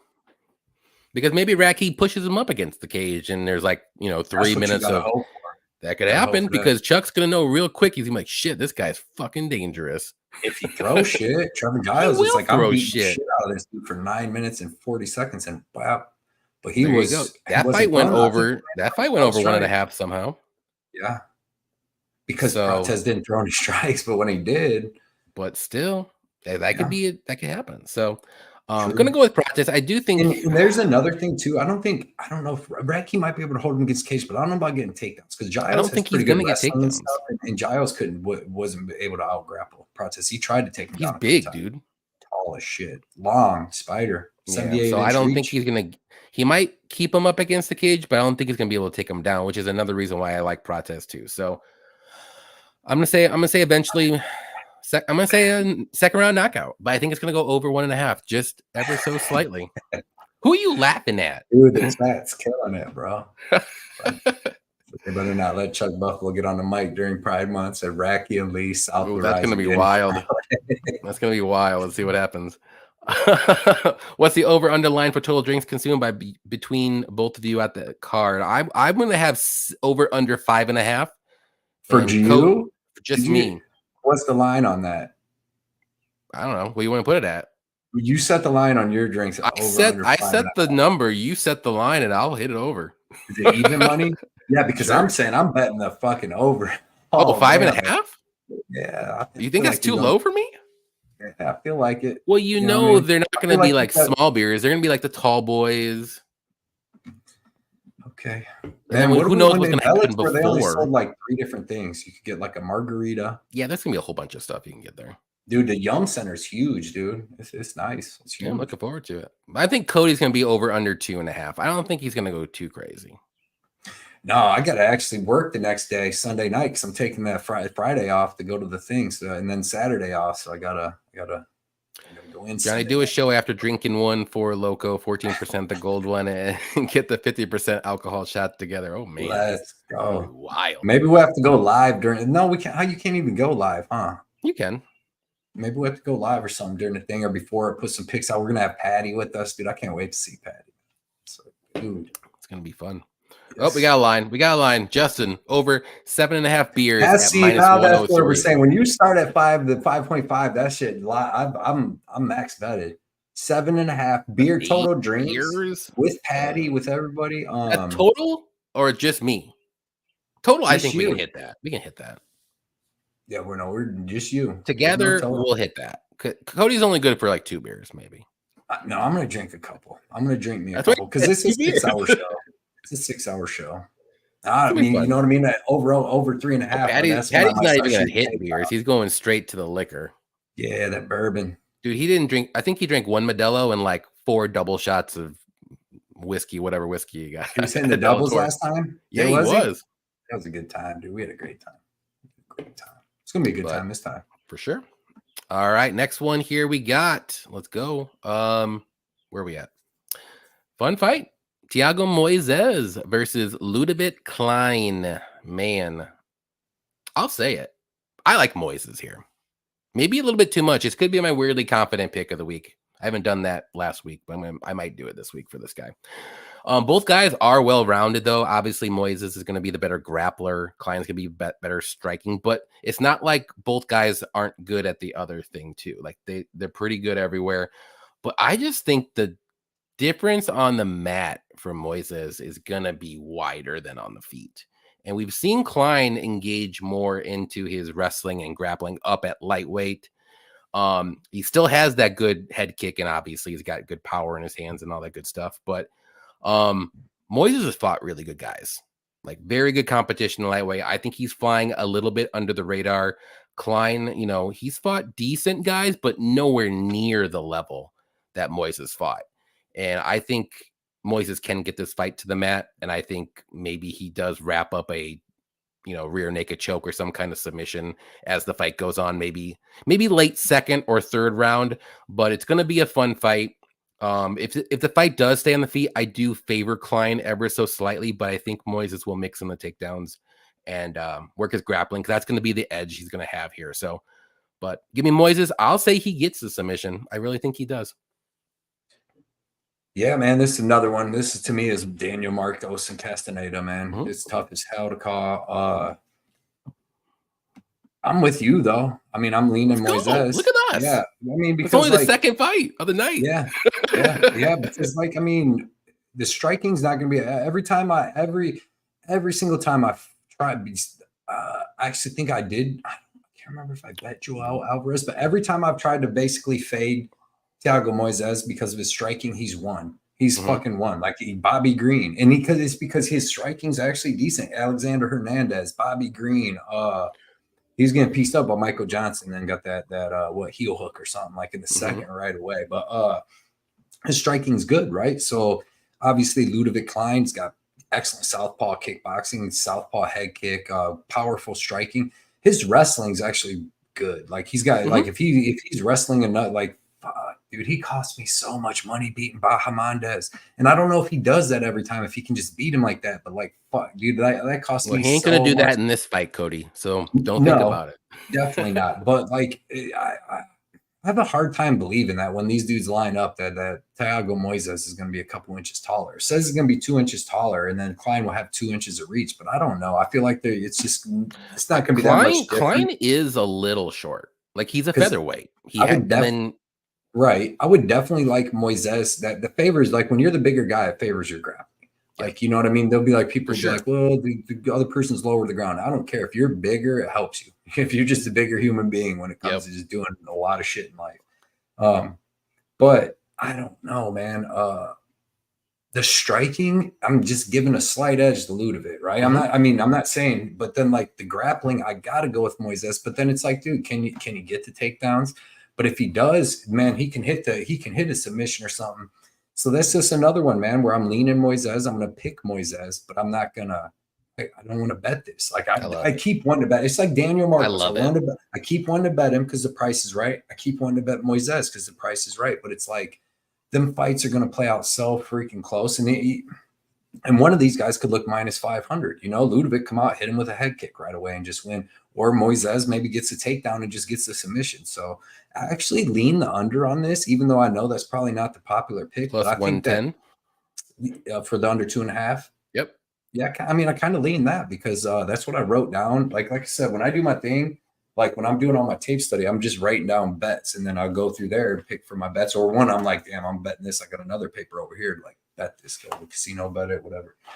But it's definitely on that. I wrote under. I barely remember doing it, but I wrote under because like I just feel like one of their styles could work. Where Klein could get the head kick or get the finish in the striking. We've seen Moises get finished before. Or if Moises can get the takedowns, he can definitely get a submission. But I mean, he wasn't really getting a takedown and submitting Rich Ramirez, so it's hard for me to see him doing it to Klein. Well, he didn't need to. He was just kicking that leg. Yeah, I bet the under in that fight too. I did too. And that got lucky as shit because he kicked his leg. He finished him within the third round with like a minute in with them leg kicks. But before that, I'm betting him basically finishing that dude off, choking him out. Yeah. So the leg kick fucking knockouts good. Yeah, man. Give me Moises, dude, but just not, not running to the counter to bet him, because it's more of like molest. Like some of these are just guesses, man. It's not a guess, but it's just like, all right, it's 50-50. Sometimes you Like just have to educate guess. yeah, Marcos and Castaneda. It's tough. That one's way tougher to be than like this this is this dude's path to victory, and he's going to follow that path and get it. It's not I will say this: like that on some fights. if Castaneda had Moises grappling, I would pick Castaneda and bet him 100%. Yeah, that's the difference between these fights right here. To me, like Moises grappling is high level, right? Like, but then like Marcos saying is dangerous as Ludovic Klein is. So there's different. I think they're about the same, personally, especially at Ludovic Klein and at lightweight. Ludovic I think it's Klein a different story. Be kicking dudes' heads off. Man. He could, but that's mainly been at featherweight. He's been going to decision like all the time, except that last fight against that guy who should not. I'm not even gonna say his name. He should not be AJ. So, and it took him a while to get going for that. It's going to be AJ Cunningham versus fucking Jesse Butler coming up after this UFC. That's going to be the next fight. If they make that fight, give them a chance. One of them can be like, tell their grandkids, like, I got me a UFC win. I'm done. I'm done if that make that fight. Put that on the LFA. You want AJ Cunningham, baby? I think. Whatever. Come on. Whoever the underdog is, I'm picking that guy. How about that? Yes, sir. Let's see, Alex. Are you going to be doing any bets on the Euros? Of course. June 14th. Yes, sir. What's that? Like the hockey? Footy. Footy. Soccer. The national European teams are doing like their tournament, kind of like the World Cup, but it's only in Europe. Yuri's. Yeah, man. Well, you guys have to let me know. I might put in a couple little baby bets. Ooh, I'll let you know. Tough fight for both of on a roll. Yep. Yeah, they're both. Klein is on gear. No way he's not juicing. Dude's big. And you know what's so crazy? Is big too, though. Bro, you know what's crazy though? Is that dude's like fucking 28. Ludovic Klein's only like 28 years old. That blows my mind. I think Moises is 28 too. It's because he had the haircut. Yeah. Yeah, he's 29. Ludovic 29. Yeah, that's young. So Moises is 29 too. They both have been like Moises has been around forever. He's a beast, dude. He started flying under the radar. ATT when he was like American Top Team when he was like 16, dude. He started in there with all them beasts, and they thought he was gonna be the next dude, but it's not that big. Yeah, I see a lot of people on France to win outright. Yeah, who's gonna win? I'll put a bet on who's gonna win outright.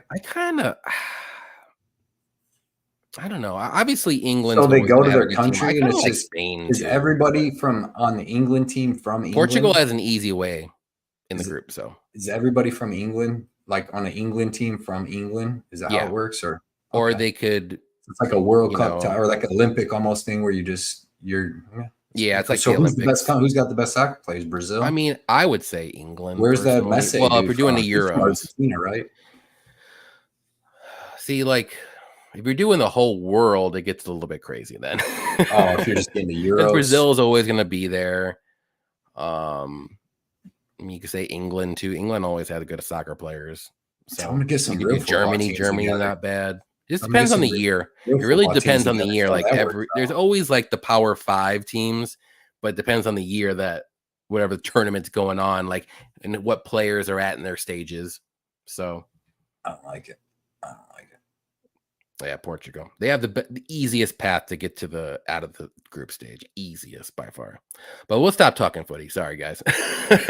Next one's going to be the main card. Punahele Sorano versus Miguel Bayaza. And I believe it's your turn. Yeah, I mean, I feel like Miguel Bayaza is the way better fighter here. I think he's going to be way bigger. It's weird because like every time these dudes do this, man, I don't know why the UFC does this, but every time somebody drops weight, they put him in there with somebody that's way bigger than them.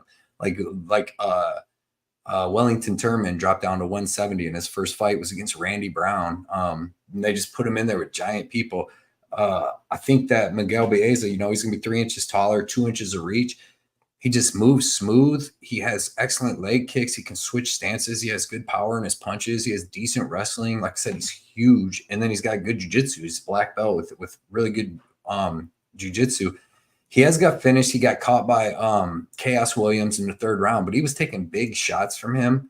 that whole fight, you know, and give him big shots back. Like I thought he was winning that fight pretty much. It was weird at the end of the first round because he put him in like a knee bar and Chaos was landing some punches. But then he came back. He had a really good fight with Ponzinibbio where he was winning that fight like the most of it. And then Ponzinibbio came back, just used experience and some leg kicks and stuff. But that went to decision. And then against Fiallo, he was beating the shit out of Fiallo and just got caught with a weird little uppercut in the clinch that hurt him. But yeah, man, you got Punahele Soriano.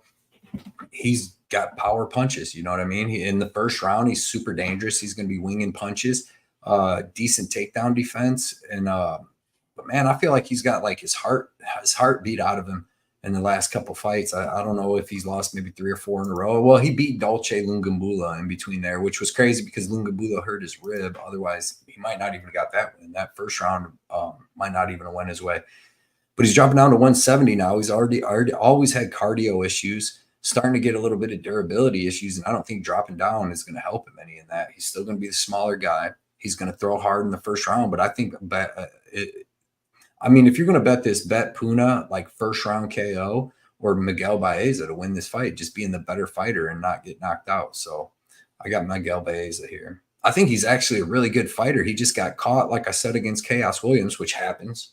And then he got hit with Fiallo, just hit him with that weird uppercut. But if you watch that fight, dude, he had just took off on Fiallo like maybe like 30 seconds before that with like a 16 punch combo where he's hurting him. But I think he can just literally stay on the outside, piece up Puna with leg kicks. He's got powerful leg kicks, and just stay on the outside and throw some punches with him. And he might even try to mix in some grappling here, especially after, you know, getting knocked out. He might try to be like, well, let me see what I can do here.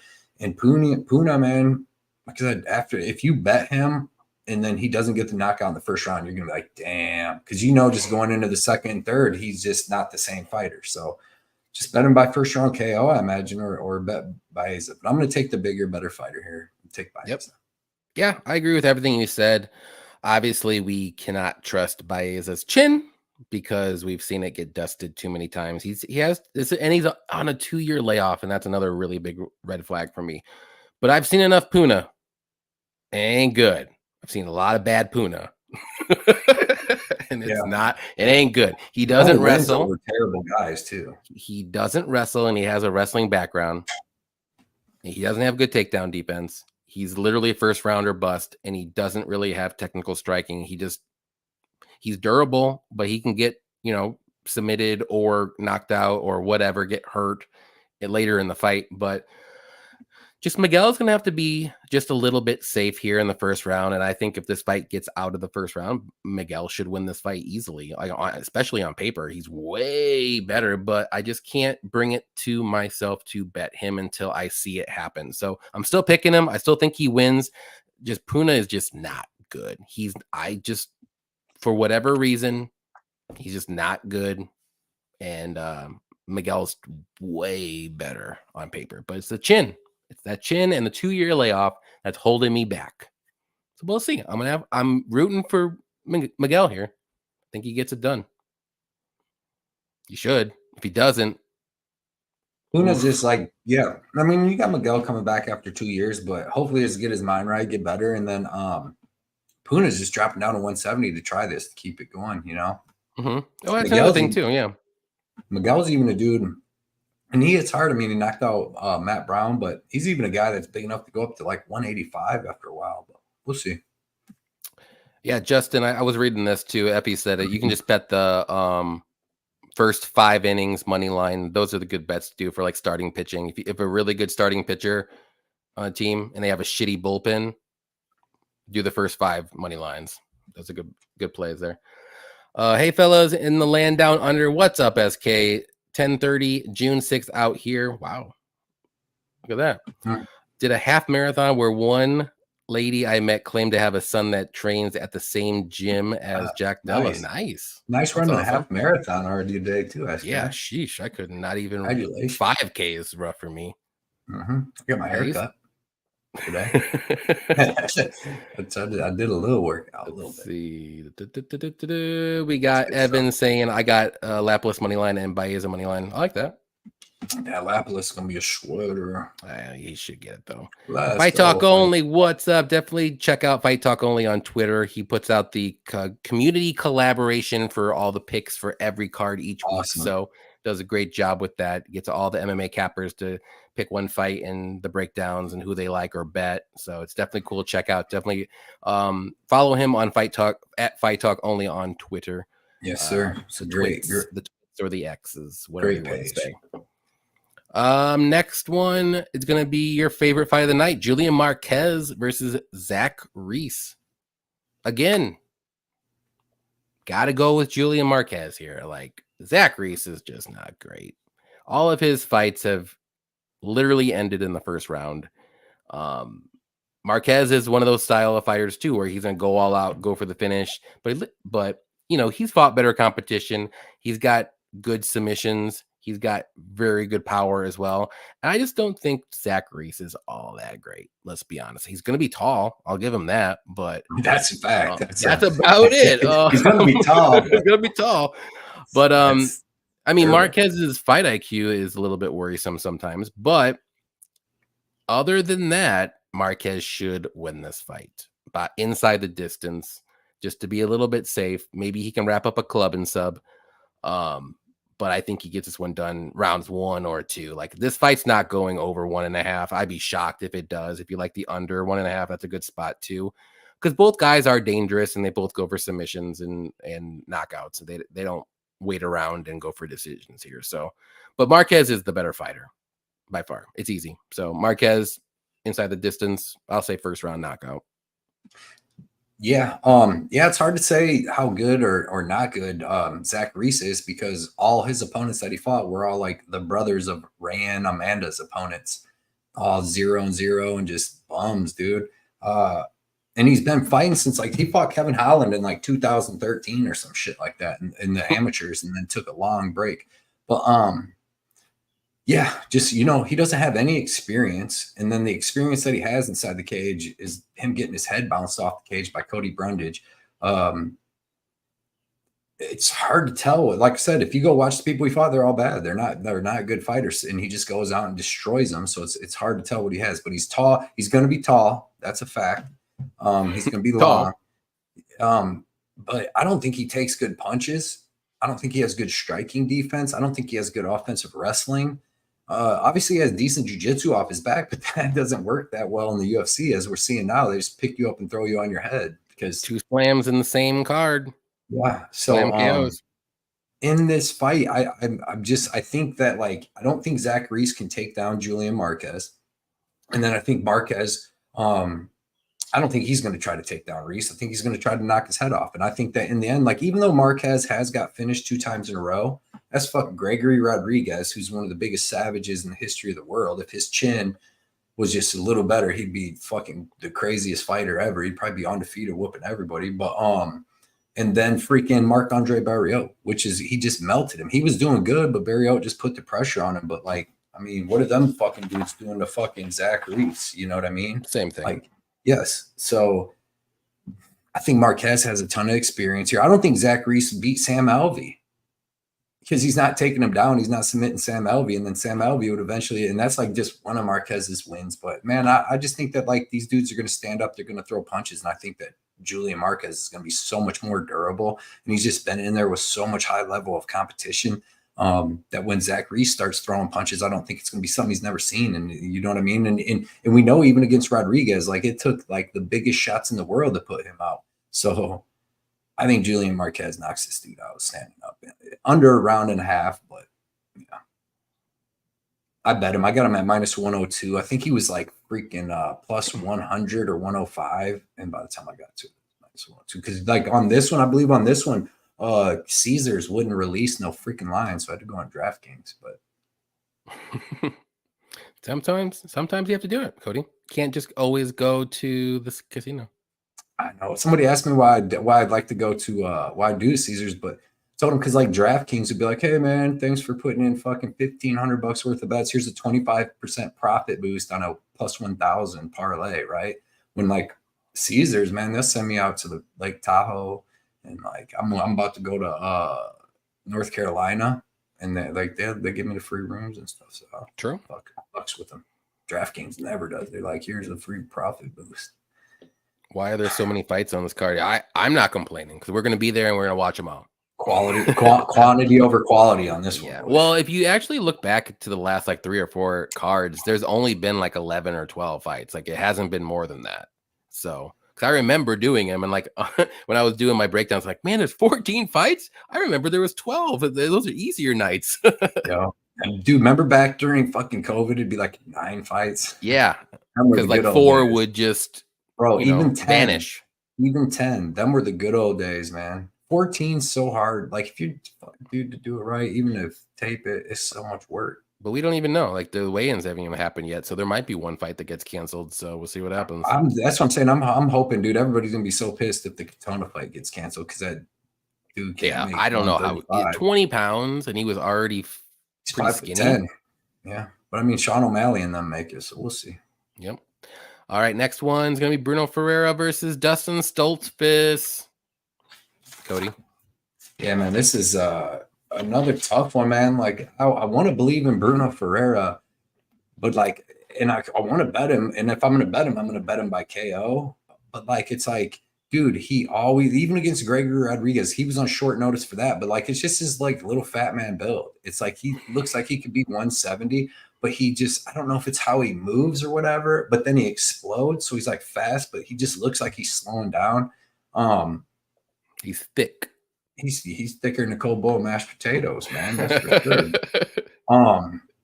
It's like, dude, I don't know if he's first round or bust or not because he busts everybody's ass in the first round, That's true. And Dustin Stoltzfus ain't as undurable as people say. Like, I mean, he, like I said, he got front kicked by Abus. Abus hit him with the front kick, the uppercut on the cage, didn't even put him out. And I think that's the only time he's been finished like that. By KO, maybe one more time, or maybe no, Meerschaert got him by submission. There's 2 subs he lost, man.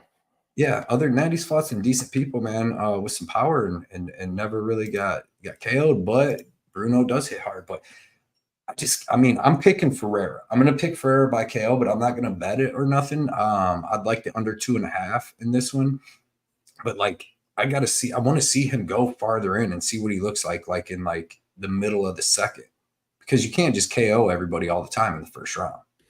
So we'll see. But I'll take Ferrera. But like Stoltzfus ain't that bad. And if he could just like say Ferrera comes out, puts a beating on him, he stays up, he makes it through, and then he starts landing takedowns, and Ferrera's looking a little tired. Now Stoltzfus is taking him down because he's got decent cardio and stuff. You've seen against Puna on that.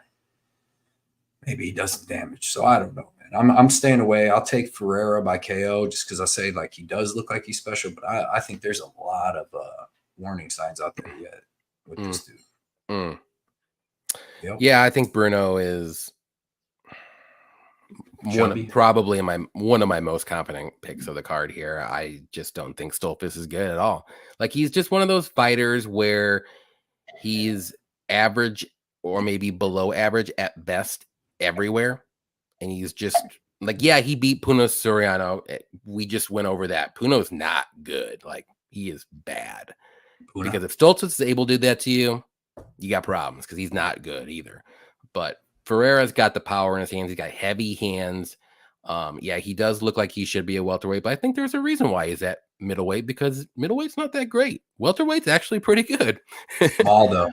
Yeah, he is small. That's what worries me about the grappling, because Stoltzfus is like 2 inches taller with 3 inches of Bruno's reach. going to be tough, dude. I don't know if he's going to be able to take him down. Like, he's a little stocky dude, and he's gonna have to work for it. Let's put it that way. But as soon as he gets close enough, I think Dustin's gonna get knocked out. Like, he's gonna get rocked at least, and then eventually get knocked out, one of the two. So I'm trusting in Bruno's hands here. Like I said, I just don't think Dustin's all that great. I don't even think he's really UFC level. Luckily, he was able to beat Puna to stick around for a little bit longer, but I don't know. I see more upside in Bruno. Definitely the finishing upside. Let's put it that way. What if he goes to the second though and dude's a little tired? He looks a little tired and Stoltzfus. But we don't know that. With he's knocking people out. He's knocking people out still. Like, he's not like he's gassing. So we don't know. We can't assume. True.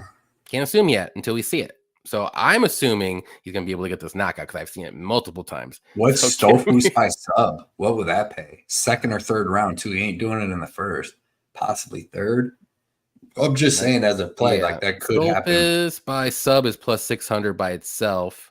That's not bad.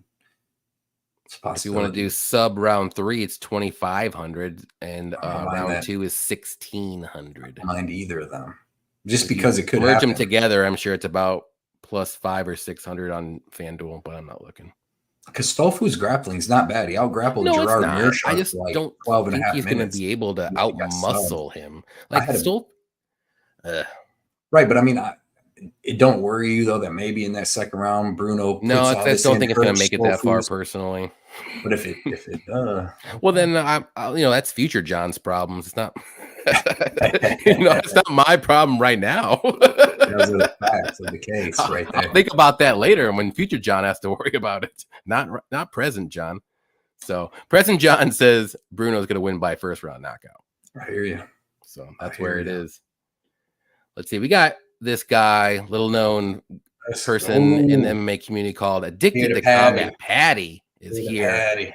Denise Gomes Fight Week, boys. See you boys soon. We're going to see him Saturday for the fight. It's going to be a fun time. Appreciate you coming out, Patty. For sure. Can't wait. I already got the whiskey bar picked out for us, so we're definitely going to have to go there and we're get at least one drink. Yep, we're going to buy you a drink too, Patty. We got some donations today for the show, so we're going to get you a drink. Then Patty owes us a drink as well because of Kopylov. What? He said if Kopylov wins, he's going to buy us a round. Oh, he did put that bad energy on us, huh? He did. But I bet Kopylov, but I didn't want to tell you. Make sure. I mean, I lost a $275 bet, but I'll take I'll take a free drink. Take the shot, though. I can't wait to see Patty, dude. That's going to be amazing. Good Days was full UFC fight cards during the week. Wednesday night, fight for the troops and shit like that. Dude, you get one on Wednesday and Saturday, especially because before that, you got one every 4 months, man. Before the Ultimate Fighter and that, you got a UFC every 3-4 months, it seemed like. Especially like when I was in high school back in the day, we used to watch Pride and UFC, man. We had the boxes. We had the cable. My buddy's dad worked at the cable, so even if it got zapped, he always had new stuff for us. It's a possibility, bet Slam. It could be, but I got to see it to believe it. Do you trust Dustin? Patty's trusting Did Dustin. you skip Shady's first remark? Yeah, I did. Happy Pride Month to you as well. Talking about Pride fighting, baby. Fedor days, man. That's what he's talking about. Is that what that little rainbow means? Yeah, they did some stuff with the rainbow and Pride. That's interesting. It's weird. Maybe. But he's Patty's always down. Patty, they set the over under on Johnny's drinks for the day at 7.5. I think. Oh, for the day or during the card? For the day, it's going to be over. I'm max bet. That's what I said. That's why I'm like, what? I thought it was only going to be like while we're watching the UFC at the arena. I was thinking all day. Oh, which is 6 hours. So I'm going to have like 4 or 5 if you drinks set before the over we even step inside the arena, Cody. Them are facts. I believe those are facts. You're right. I'm you starting guys, at like your boy 11. Lee were dead last time. You guys went to the show. Well, that's because we hit the whiskey a little too hard the night before. Whiskey, John. Yeah, dude, you guys were down. You guys were like spilling food all over yourselves. No, we weren't. You were. That was Lee. Like a that was Lee's stupid pizza. The pizza was garbage. All that food was terrible, man. Lee was all right. All over each other. Lee was all right. That was good times. But you guys had that energy was down, man. I heard Patrick's afraid of hard liquor, seltzer princess. He beer bongs them though. He beer bongs the seltzer, so it's still kind of tough. Crazy. All right, next fight here is gonna be. Where are we at? Raul Rosas Jr. versus Ricky Turcios. I think it's my turn this time. Yeah, Rosas Jr. obviously amazing grappler, super young, good wrestling, good takedowns, striking is a little bit of a work in progress, but he hasn't fought in like almost a year, right? So you might have worked on his striking, who knows? But Rosas Jr. Yeah. He hasn't fought in like almost a year. Neither one of them's fought in a while. They've been trying to fight each other. I know. I was gonna say they've been trying to fight each other for the last 6 months, like 4 different times, and this is finally it. Turcios, though, I mean, he's well-rounded, good grappling, good, decent striking. He's not very accurate. Let's put it that way, in a nice point of view there. But I'm gonna go with Rosas Jr. I can't go with Ricky. Like, Maybe if this fight extends into the third round, then maybe you could start to worry a little bit. But I think Rosas Jr. should be able to win rounds 1 and 2 with his wrestling. Turcios' takedown defense is not good at all, but he's going to be able to survive the submission defense of Rosas Jr. I do think this fight actually goes to decision. Hot take. Not that's really hot, but right. But give me Rosas Jr. by decision, though. Dude, this fight's so hard to call. All right. So last time I picked Turcios, right? Because it's like, dude, why do I keep hearing birds chirping or something? Is that me? Oh yeah, come here. What? Yeah, come here. What's going on? What you doing, girl? Say what's up. What's up, baby blood? Baby blood. Say what's up. Hi, what's up? What's wrong? Say what's up, man. You gotta say some confidence. Say what's up. I'm baby blood. Say I might be 3 and 3 on my parlays, but I'm plus 10 units on the year. Let's still. Go. No. There you are. You're plus 8 or 10 units. All right. I'm gonna get the screen up here real quick. Let's do the main event. And then you want to do Marquez Reese or Marcos Castaneda? Yeah, Marcos Castaneda for sure. I mean, they kind of look the same. I ain't trying to. So you want to do that? Let's do that, and then the main event. So we'll do. So bring up. Oh, that ain't right. little hub coming up. Yep. No, it was just like a whole bunch of us. It wasn't the right thing. When did you get back in, man? She been playing with her friends all day. She's outside. Tired. Let's see. Say what's up to everybody, Avery. Say yeah, we got reverse swept last week. So that happens to the best of us. There we go. There we go. Make sure you make it big. There's that. Okay, we're gonna do this one because I think this is gonna be. Sure, you want that one over? Yeah. What was the other one? We got a couple close ones. She's just gonna do this. 2 though. 2 is the only one. Oh, that's why you want to do this because you already know, you dummy. No, I don't. It's a close fight. Take your time. I hear the tapping. She's cooking.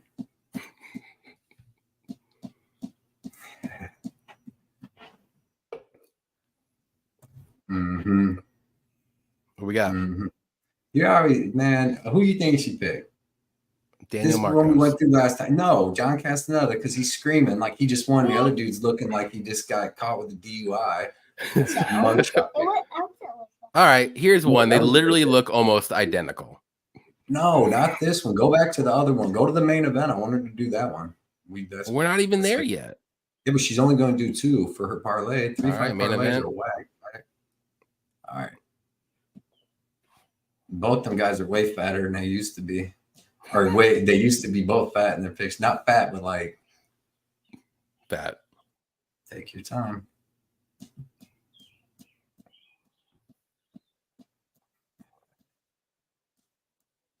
You set that last one up, Johnny. I don't have any bet on that fight. You got to pick though. What was the other one I said? What's the other close fight on here? You want to do Klein and Moises?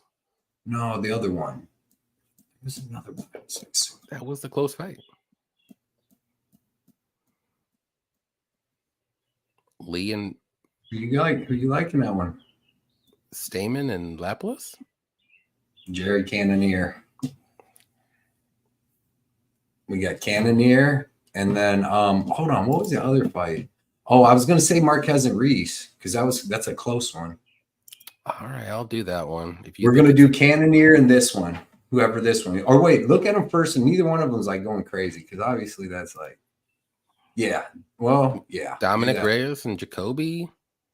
No, because that's still a high one. I wanted to do I like to pick them ones. Like Marquez is like plus. Sorano and Miguel, they look identical. Do Marquez and Reese. All right. Bam.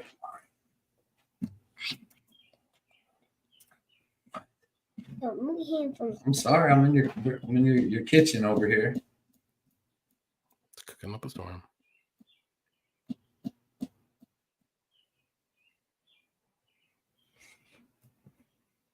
Julian Marquez.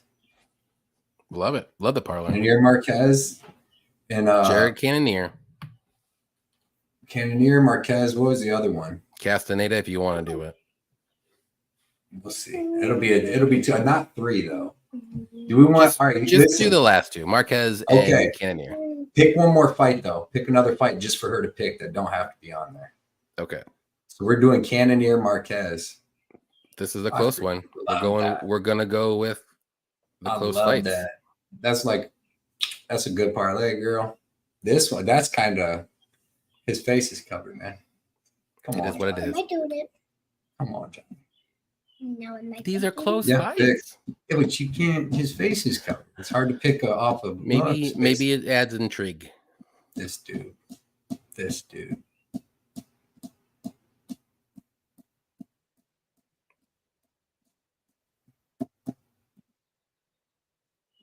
Imagine that. Thiago Moises. Johnny's setting it up. Do one more. I don't know how to set it up. You pick. His face was covered. She's picking off looks, man. All right. You pick whoever you want. Let's see. See, like what looks good. You're right. Puna's identical. Ferrera, you can't do that one. Let's go Racki Pratz. That's what I tried, and you said no. I'm gonna do which one you pick. Not for the parlay though, just because you know what I mean. Okay. I don't want to put these 280. All right, these two. I know who I would. I don't know. They both look tough. I know one looks like he just got out the pen doing 4 years. They both do. Yeah. But Racki looks like an enforcer in a prison, and Pratz looks like he would have ran the game. Smarter guy.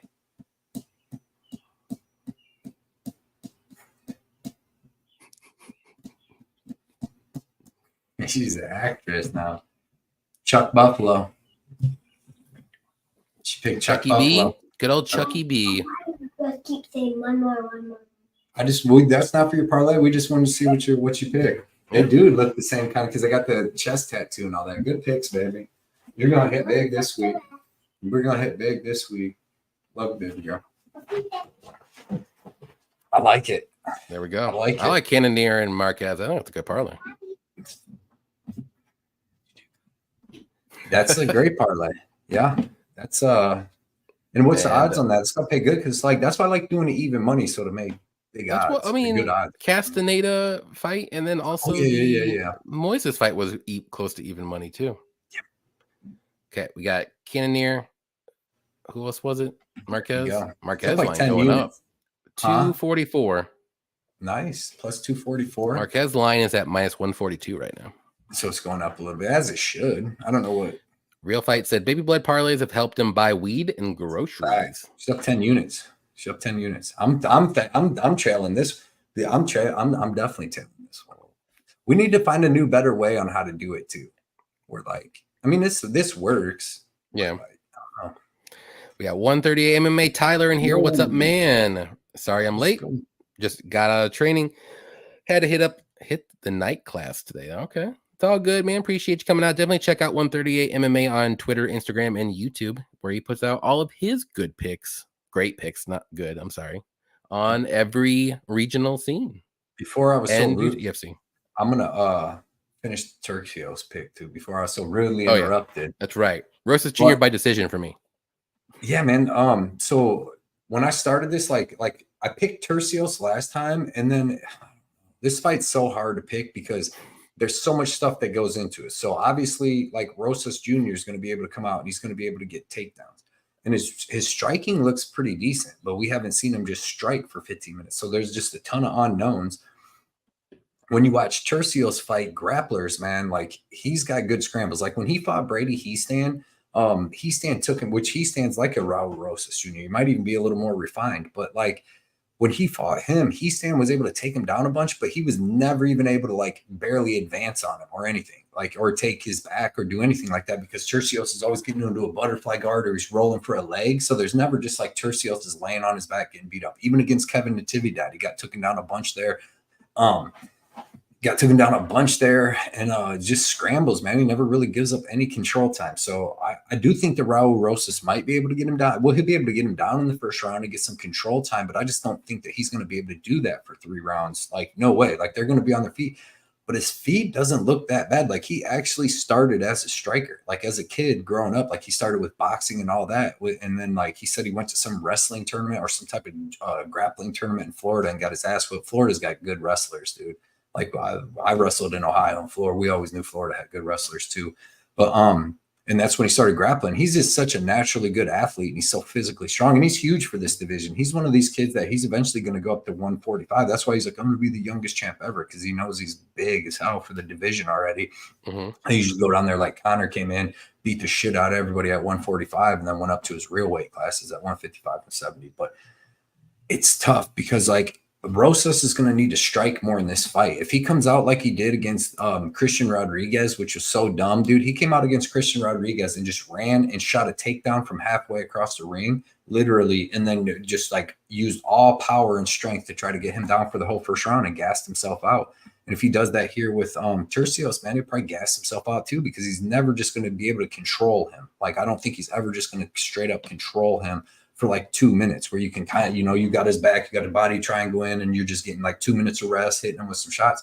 They're going to be scrambling. So when they're striking, it's like Turcios' striking isn't that bad, but like, man, it's like when he was high-on and punching the air, that's because he fought freaking, he did the same thing Basharat did against freaking Zahabi, dude. They get cracked with one good-ass shot, and now they don't want to go in the pocket no more, and they're just punching air because Zahabi hits hard, dude, and he counters. But I don't know. He should be 0-3 in the UFC. I thought he lost to Brady Heastan. I thought he lost to Natividad, and then he lost to. There were some fights in Tough I thought he might have lost too. Yeah, so it's like, but then there's so many unknowns about Rosas Jr. And if people are betting Rosas Jr. minus 250 based on the fact that he's just going to come in and out grapple him for 3 rounds, I don't think that happens. Like, his striking or his reversals are just too good to just get held down. So I don't know, man. I still back and forth on it. I'm like you. I like the overs. You said you like the Raul Rosas by decision. Yeah. And it's, I don't know, man. I don't know. I just don't think. I don't know if I want to change my pick, So I think I'm just going to go with Turcios because that's who I picked last time. I don't know who was changed. But, dude, just watching all of them fight, I don't know. But then, like, watching it this time, I had more wanting to go for Rosas Jr. But I just don't even care about this fight. I just think, I think anyway, Turcios is just not dangerous anywhere. I don't think he's dangerous on the feet. I don't think he's dangerous in grappling. Yeah, he does have good submission defense, and he has good scrambles and reversals, but I don't know. He's going to have to win a decision, and I don't know if he can win 2 rounds. I think he's as big as Raul Rosas Jr. too. Yeah, but I know who's stronger. Yeah, for the first round. That's banking 1 round. But I do feel like that, though. I do feel like Raul Rosas might be able to get 2 rounds and then not get finished. That's why it's so tough. I'm just staying away. I think the line's off. Last time I had a bet on Turcios. I think I actually had a bet on him. So he doesn't. I can't trust him. I don't trust either one of these yet. True, it's hard to trust. I don't have a bet on either guy either. But yeah, this is one I just don't have a.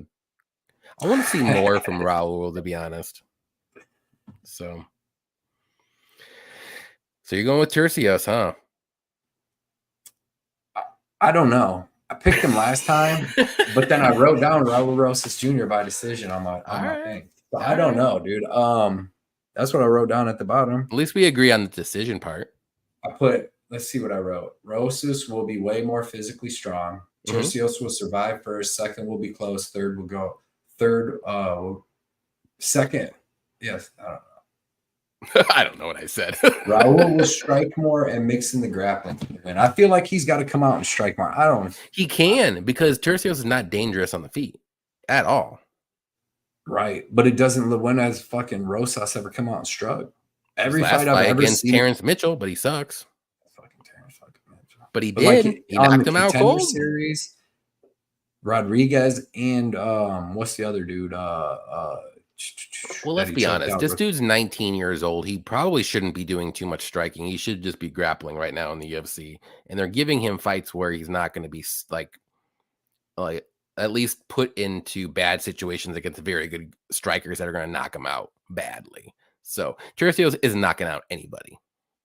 No. But So that's why I like Raul. That's why I keep coming back to. But I'm not gonna bet him. Christian Rodriguez, awful. I can't wait to fade that guy. Can't wait. Who's he fighting next? Isn't he fighting I hope somebody? He's fighting someone. He is. Big. He is fighting Julian someone. Rosa. Dude, if you can't knock out Julian Rosa, he's a motherfucker.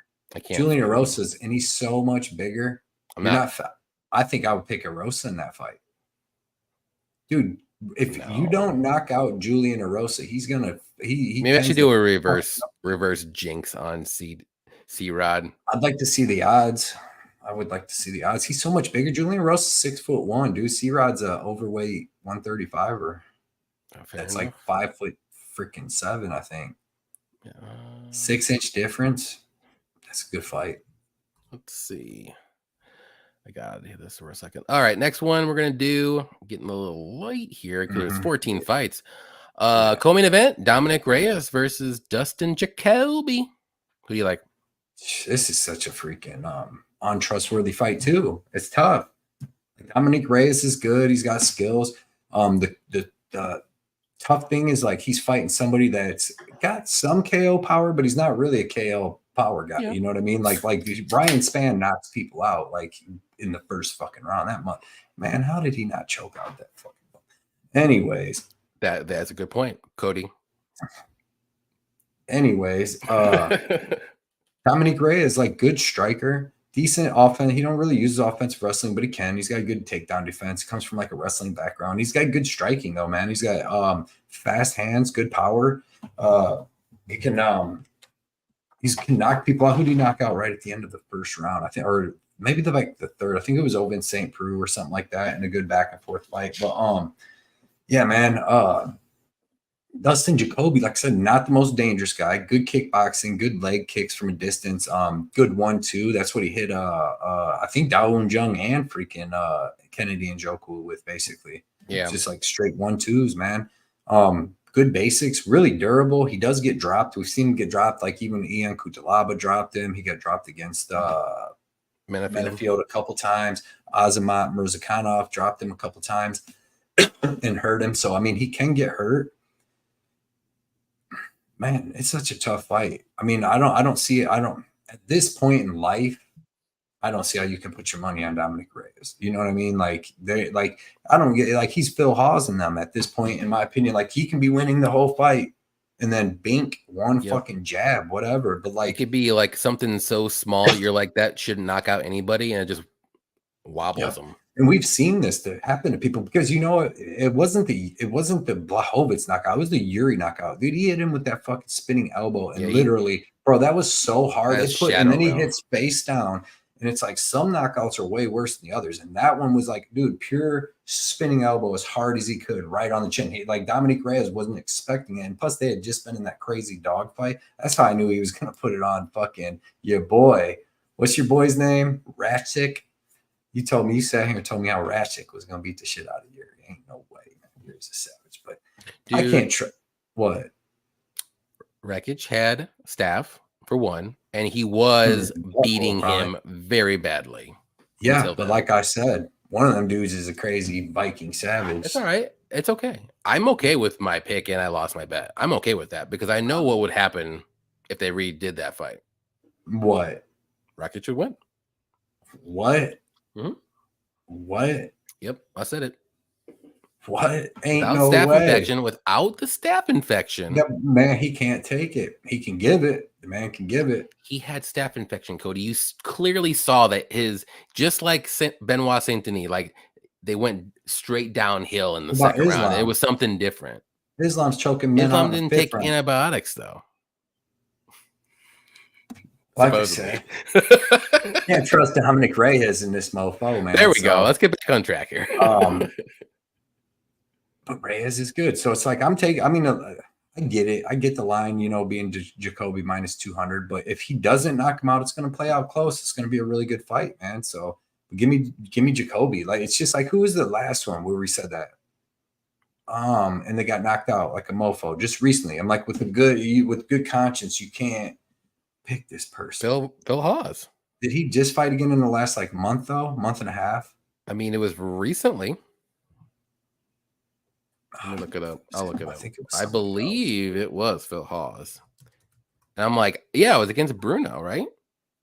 Was that? Yeah, then it must have been that. Where because I'm like, this dude's the better fighter everywhere. Yeah, but that's true. But he just can't take a punch. So that's was in January. So no, it was something way closer than that. And the dude got knocked out cold. I mean, that was Phil Hawes' last fight, and that was his third knockout in a row. Yeah, it wasn't him. Reyes has been knocked out 3 times in a row. Damn it, dude. This was within the last couple, like month and a half. I want to say it was on UFC 300, maybe. Let's see. I'll figure it out. It'll come to me. But yeah, man, I got Reyes. I mean, I got Jacoby. And I don't even know. Does he get it done by KO? Does he get it done by decision? I don't know. Jacoby money, I guess. Let me see. I'm looking for the 300 card. Yeah, I wish I knew how to get to that.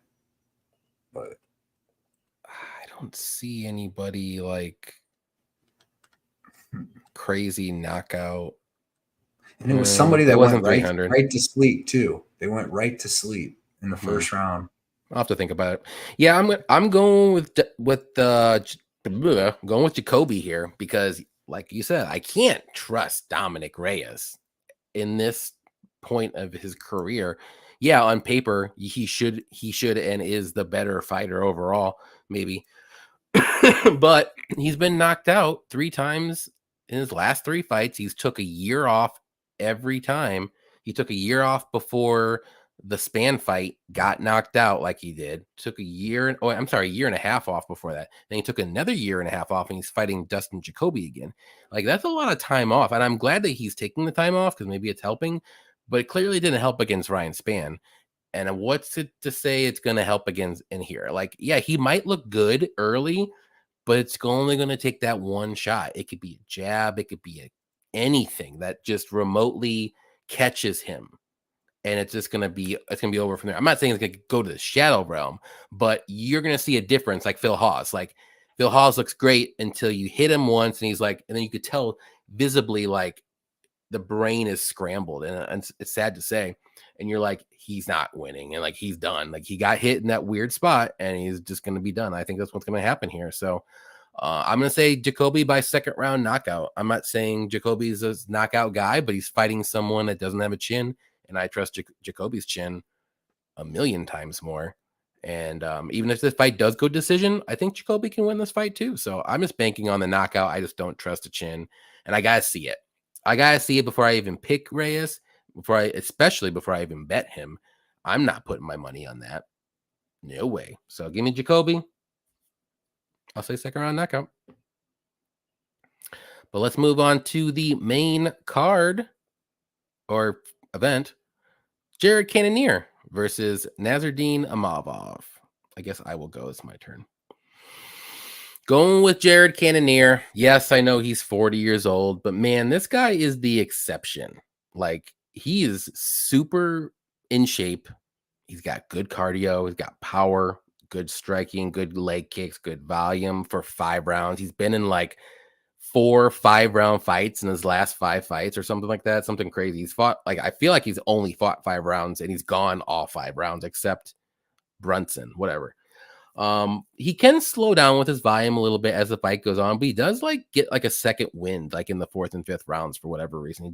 He puts on good volume in all those fights. You know, he's not going to take the fight to the mat or anything. He's going to keep it on the feet and, you know, go that way. But Imavov, he's well-rounded, good technical striking, good straights down the middle. He can be a little hittable at times. He can mix in the wrestling and grappling. He's got good wrestling and grappling, but I just don't like his gas tank. Like, especially after 2.5 rounds, you see a noticeable difference. And the last fight against Roman Dolidze, he looked, you know, he almost got him out of there in the 1st round. Some say he probably should have got him out of there because I think was it Herb Dean that was reffing that fight? Because I mean, Roman was taking some very good shots, and I'm surprised they didn't stop it. But after that, like, maybe he gassed himself out, but like, he just didn't look great after that first round. Yeah, he 10-8'd him, but and he won the fight, but you could see like he's slowing down. The volume was low. Like Roman, he doesn't really have the greatest gas tank, and look, he's super low volume as the fight goes on too. So it was kind of a boring fight after the second round. And I just think, if this fight gets out of the second round, Cannonier is going to turn it up, and I think his volume is going to be way better as the fight goes on too. So we'll see what happens, but I'm all over Cannonier here. I like him at plus money. He's barely plus money still, but if you would have bet him a little bit earlier in the week, you probably could have got like plus 115 or 120. I think it's a good spot. I think this is a pretty close fight either way you look at it. And yeah, I know Cannonier is coming off a MCL injury, but that was back in October. I think he keeps himself in shape. He's not one of these fatties that are going to like not do anything. Like this guy is an exception to the rule of being 40 years old. And I think he gets this one done. He's fought better competition too. So yeah, this is another freaking tough fight to call. Like when you break down, because both dudes are really good. And it comes down to the gas tank of Imavov, and then can Imavov finish Cannonier like in the first 2 rounds? Nope. Like he's got sick knees to the stomach, dude. What he hit freaking Delitze with and dropped him was crazy. He hit him with a quick punch and then boom, just like he's got fast, and he's tall and skinny, so he's got real bony legs, dude. And hit him with the sick knees. He's got sick knees to the stomach, and he's fast. He picks his shots and he's accurate. That's why his nickname's a sniper, man, because he really does. He finds the chin. But like he's not crazy dangerous. Like a lot of the people that he's finished, he's beaten up over, the course of a fight, like Shabazian or Ian Heinisch, people like that. But dude, he's good. Like he's got good takedown defense. He's got a good get up game. He's got good jiu-jitsu because he was on the ground with Delite a couple times in that fight and survived, and even had some. After he dropped him in the first round, then he took his back and beat the crap out of him. But man, it's so tough. And then you got Cannonier, which obviously, like you said, 40 years old, coming off an injury, but like he's not an average 40-year-old human being. Like his genetics are crazy, dude. He's still that muscular and in shape. Like he's going to look like that when he's 60, guaranteed. Like not saying he'll still be in there fighting, but I guarantee you, because he lives a clean life. You listen to him on Joe Rogan talk, which sucks because he got hurt right after that. But I got to go with Cannonier, man. I got to say that like Imavov is going to like land some good shots, but like Cannonier's coming forward. He's going to eat them shots. He's durable. He did get dropped. He didn't get dropped. In my brain, when he fought Vettori, I thought that he got hurt real bad and almost finished in the first round. Was it first round? Yeah, in my brain, that's what I thought. But when you go back and watch it, he switches in the southpaw, which he should just stay. He should just stay in regular stance, man. And because like every time he switched to southpaw, he was getting like countered by Vettori, and he got rocked. One time he got hit with a shot, but he just like rocked him a little bit. Like he didn't even go up against the cage. Well, actually he did. He went up against the cage like this, took some shots, and he's waving him in like, come on. But then he got caught with like a little shot later. But in my brain, he had got hurt, dropped, almost finished and all that, but it was nowhere near close to that. Now Vettori fucking took a beating in the second round. I was so nervous that the Cannonier by decision wasn't going to cash because like he still had 3 more rounds to go, and he took so much, dude. Like 95% of people would have been done in that round. So that's why I'll never play Cannonier by decision again. Even though Imavov's one tough mofo, dude, I was sweating that out. And even though Imavov's a tough mofo, like Vettori's as durable as a fucking human being can come. Like that, period. Like we've seen him against Adesanya twice, never get dropped, nothing. So eat a Paulo Costa head kick freaking for breakfast. But in this fight, dude, I'm going to take the dude that's going to be in there in the first round right in his face. It's going to be close. And like I said, as long as he doesn't get finished in the first or second round, which I don't think Imavov's going to finish him, he's going to be there throwing power ass shots. He threw like 100 and something significant strikes in that second round on a fucking Cannonier. He landed, I forget what it was. He landed like 90 significant strikes just in that round alone. And if he does that to Imavov, I don't know if Imavov's surviving that, but yeah, it came down to the cardio because Imavov, it's not like he falls off a cliff and dies. I even went back and watched him fight Strickland over 5 rounds. And Strickland was on short notice off the couch, but it's still just his style. But it's not like he was just dying and going back. He was still fighting tough with Strickland. He was just Strickland's style is freaking crazy. But Yeah, and this I don't know, man. I like Cannonier. 40-year-old, all that stuff sucks, but I'm picking him. I remember 82, 82, 49, 32, and 49 are the significant strike totals for Cannonier in his last fight against Vittori in set the rounds 2, record. 3, 4, and 5. He had set the middleweight He's gonna be significant there. strike record in the middle of the 4th. I know. He still had the whole 5th round. I don't know what he ended up setting it at. It was like 200 it was a or fuck something. ton, 240. That's a fucking big man to be hitting you 240 significant strikes too. Total, Yes. it was 411. Yeah, like he so threw. I know Imavov ain't keeping that pace, but like I said, there's dangers. Imavov's dangerous, man. He's only getting better too. Like he's getting so much better from when he first started. He may try to grapple, but that's just going to wear him down more. And I don't see him finishing Cannonier with that. The most significant strikes for Imavov in a 5-round fight is 123.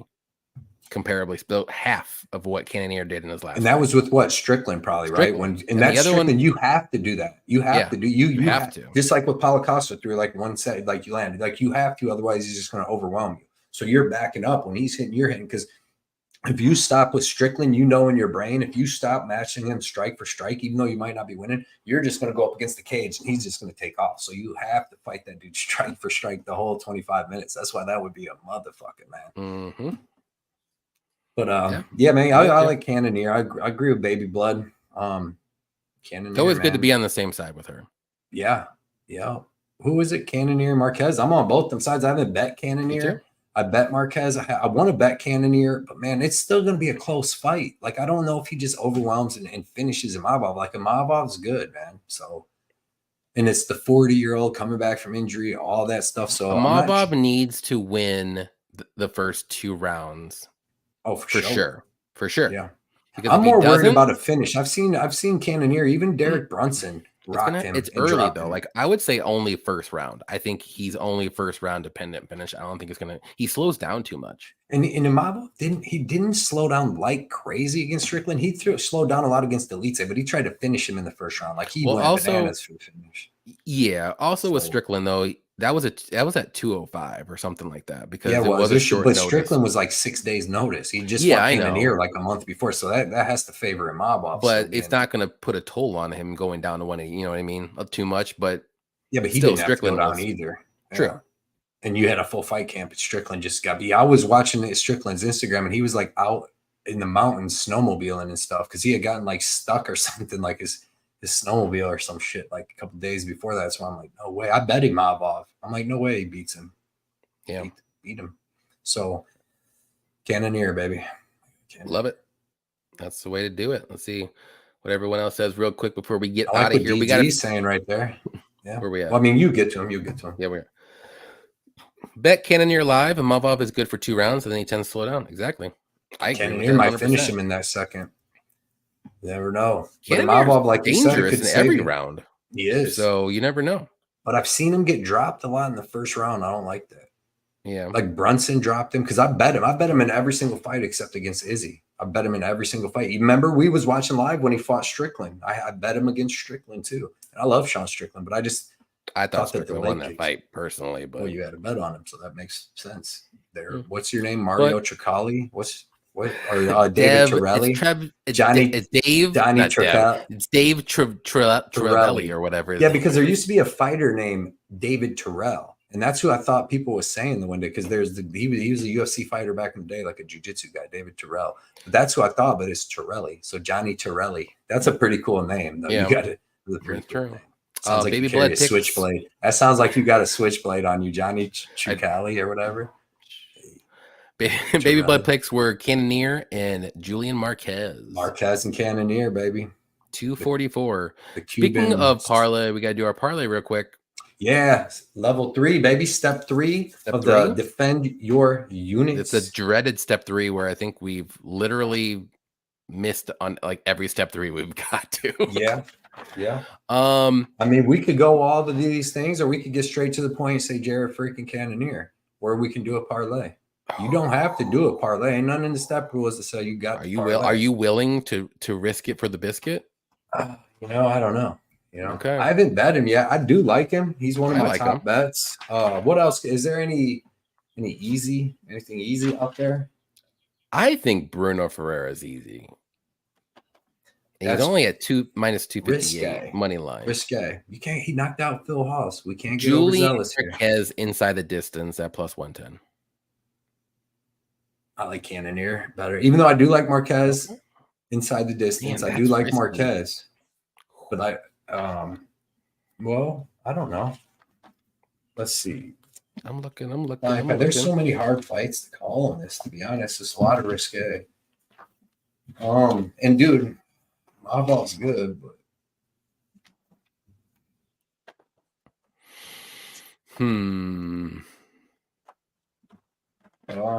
What if we do Jared Cannonier plus 5.5 spread? So he needs to win 2 rounds or get a finish. so I think like he win he rounds can only 3, lose, 4. He's got to lose 48, 47. No, 40. If 149, 46 comes in, we lose. So he's got to get. So we either got to lose 48, 48, 47. Yeah. All four. So he's got to win half the fight, clearly. Well, and then you got the one judge that goes 50, 45, fucking Imavov when clearly lose a round or something. Well, if we think it's going to be a close fight, I think Cannonier is going to win rounds 4 and 5 for sure. What about you want to do minus like 170 and then do like a minus 300 bet? Like, I do think he can easily. I think he wins, but but just be a little safe. You never know. Then but then you might as well just freaking bet it instead of having to throw a whole nother bet on where you could get some banana peels. It's a judge. Like, what if we did?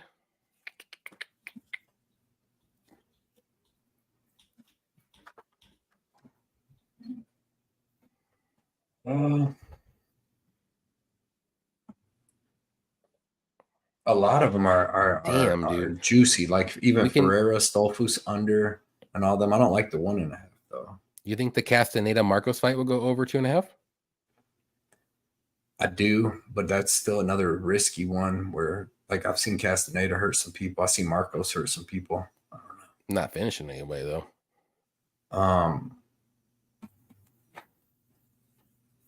The under in the Marquez fight, 2.5. I like. Yeah, but what's that? It's like 350 minus 450. Not great.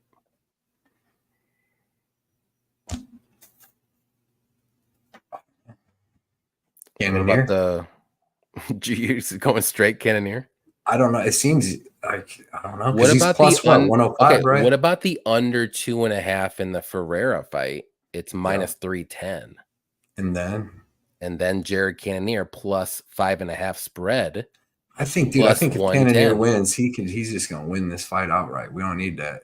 Because like he's either gonna knock out Imavov or just beat him. But because then you got to add in another one, a whole nother bet, man. Them bets, even though they seem easy. Luke says Rosas Jr, Katona. If Bruno does, let's see. You bet Cannonier? I did. What you scared of them, Wall? Scared of Johnny? Too much coin on one guy. True that. Because we're step 3. But I'm okay. Yeah, this is like what, $113. But I mean, I'm cool with it. Can everybody get that? Whatever that plus 3.5 bet. I mean, if you're on DraftKings or Bet Online, I think it's not like at all sports things, but let's see. I don't know. I mean, I like both them bets. I like them a lot. So if you want to do that, but like he's just got to win 2 rounds or a finish. If we do the minus 2.5 on the Bruno fight, Bruno's hasn't gone over 1.5 rounds, I think, in his career. No. And Dustin is not good. So what's the Cannonier? That's how much to get him at that plus 2.5 stuff? Minus 170. I think we just go with Cannonier, bro. You want to risk it for the biscuit? Yeah, dude. Let's make it nice and easy. Ain't gonna be easy. It'll be nice. I mean, one fight. It's like Eminem, man. 8 Mile, baby. But if you want to do the other one, I'm down with that. What did the other one come out to? Plus 110. What is a fight that you're like super confident it's going to be under or over? This fight, the Reese fight, and the other. There's another one too. Reese, Ferrera. Okay. And that Racki one, I like the under in that one too. Under 2.5. The line's not out yet. Crap. Dude, what is it? Wednesday night, almost Thursday, and Caesars hasn't released one prop yet. Ew. Interesting. Yeah, the DraftKings is like the main card. All the props are out for, and the prelims are not. So I don't have all bets yet. Reyes for the parlay, Bunny Hunter says. No. Wait, what was that one I said? Oh, Castaneda. It was Castaneda. Me, plus 3.5 you, spread. Baby Blood. I seen Effie. A lot of people on Cannonier, man.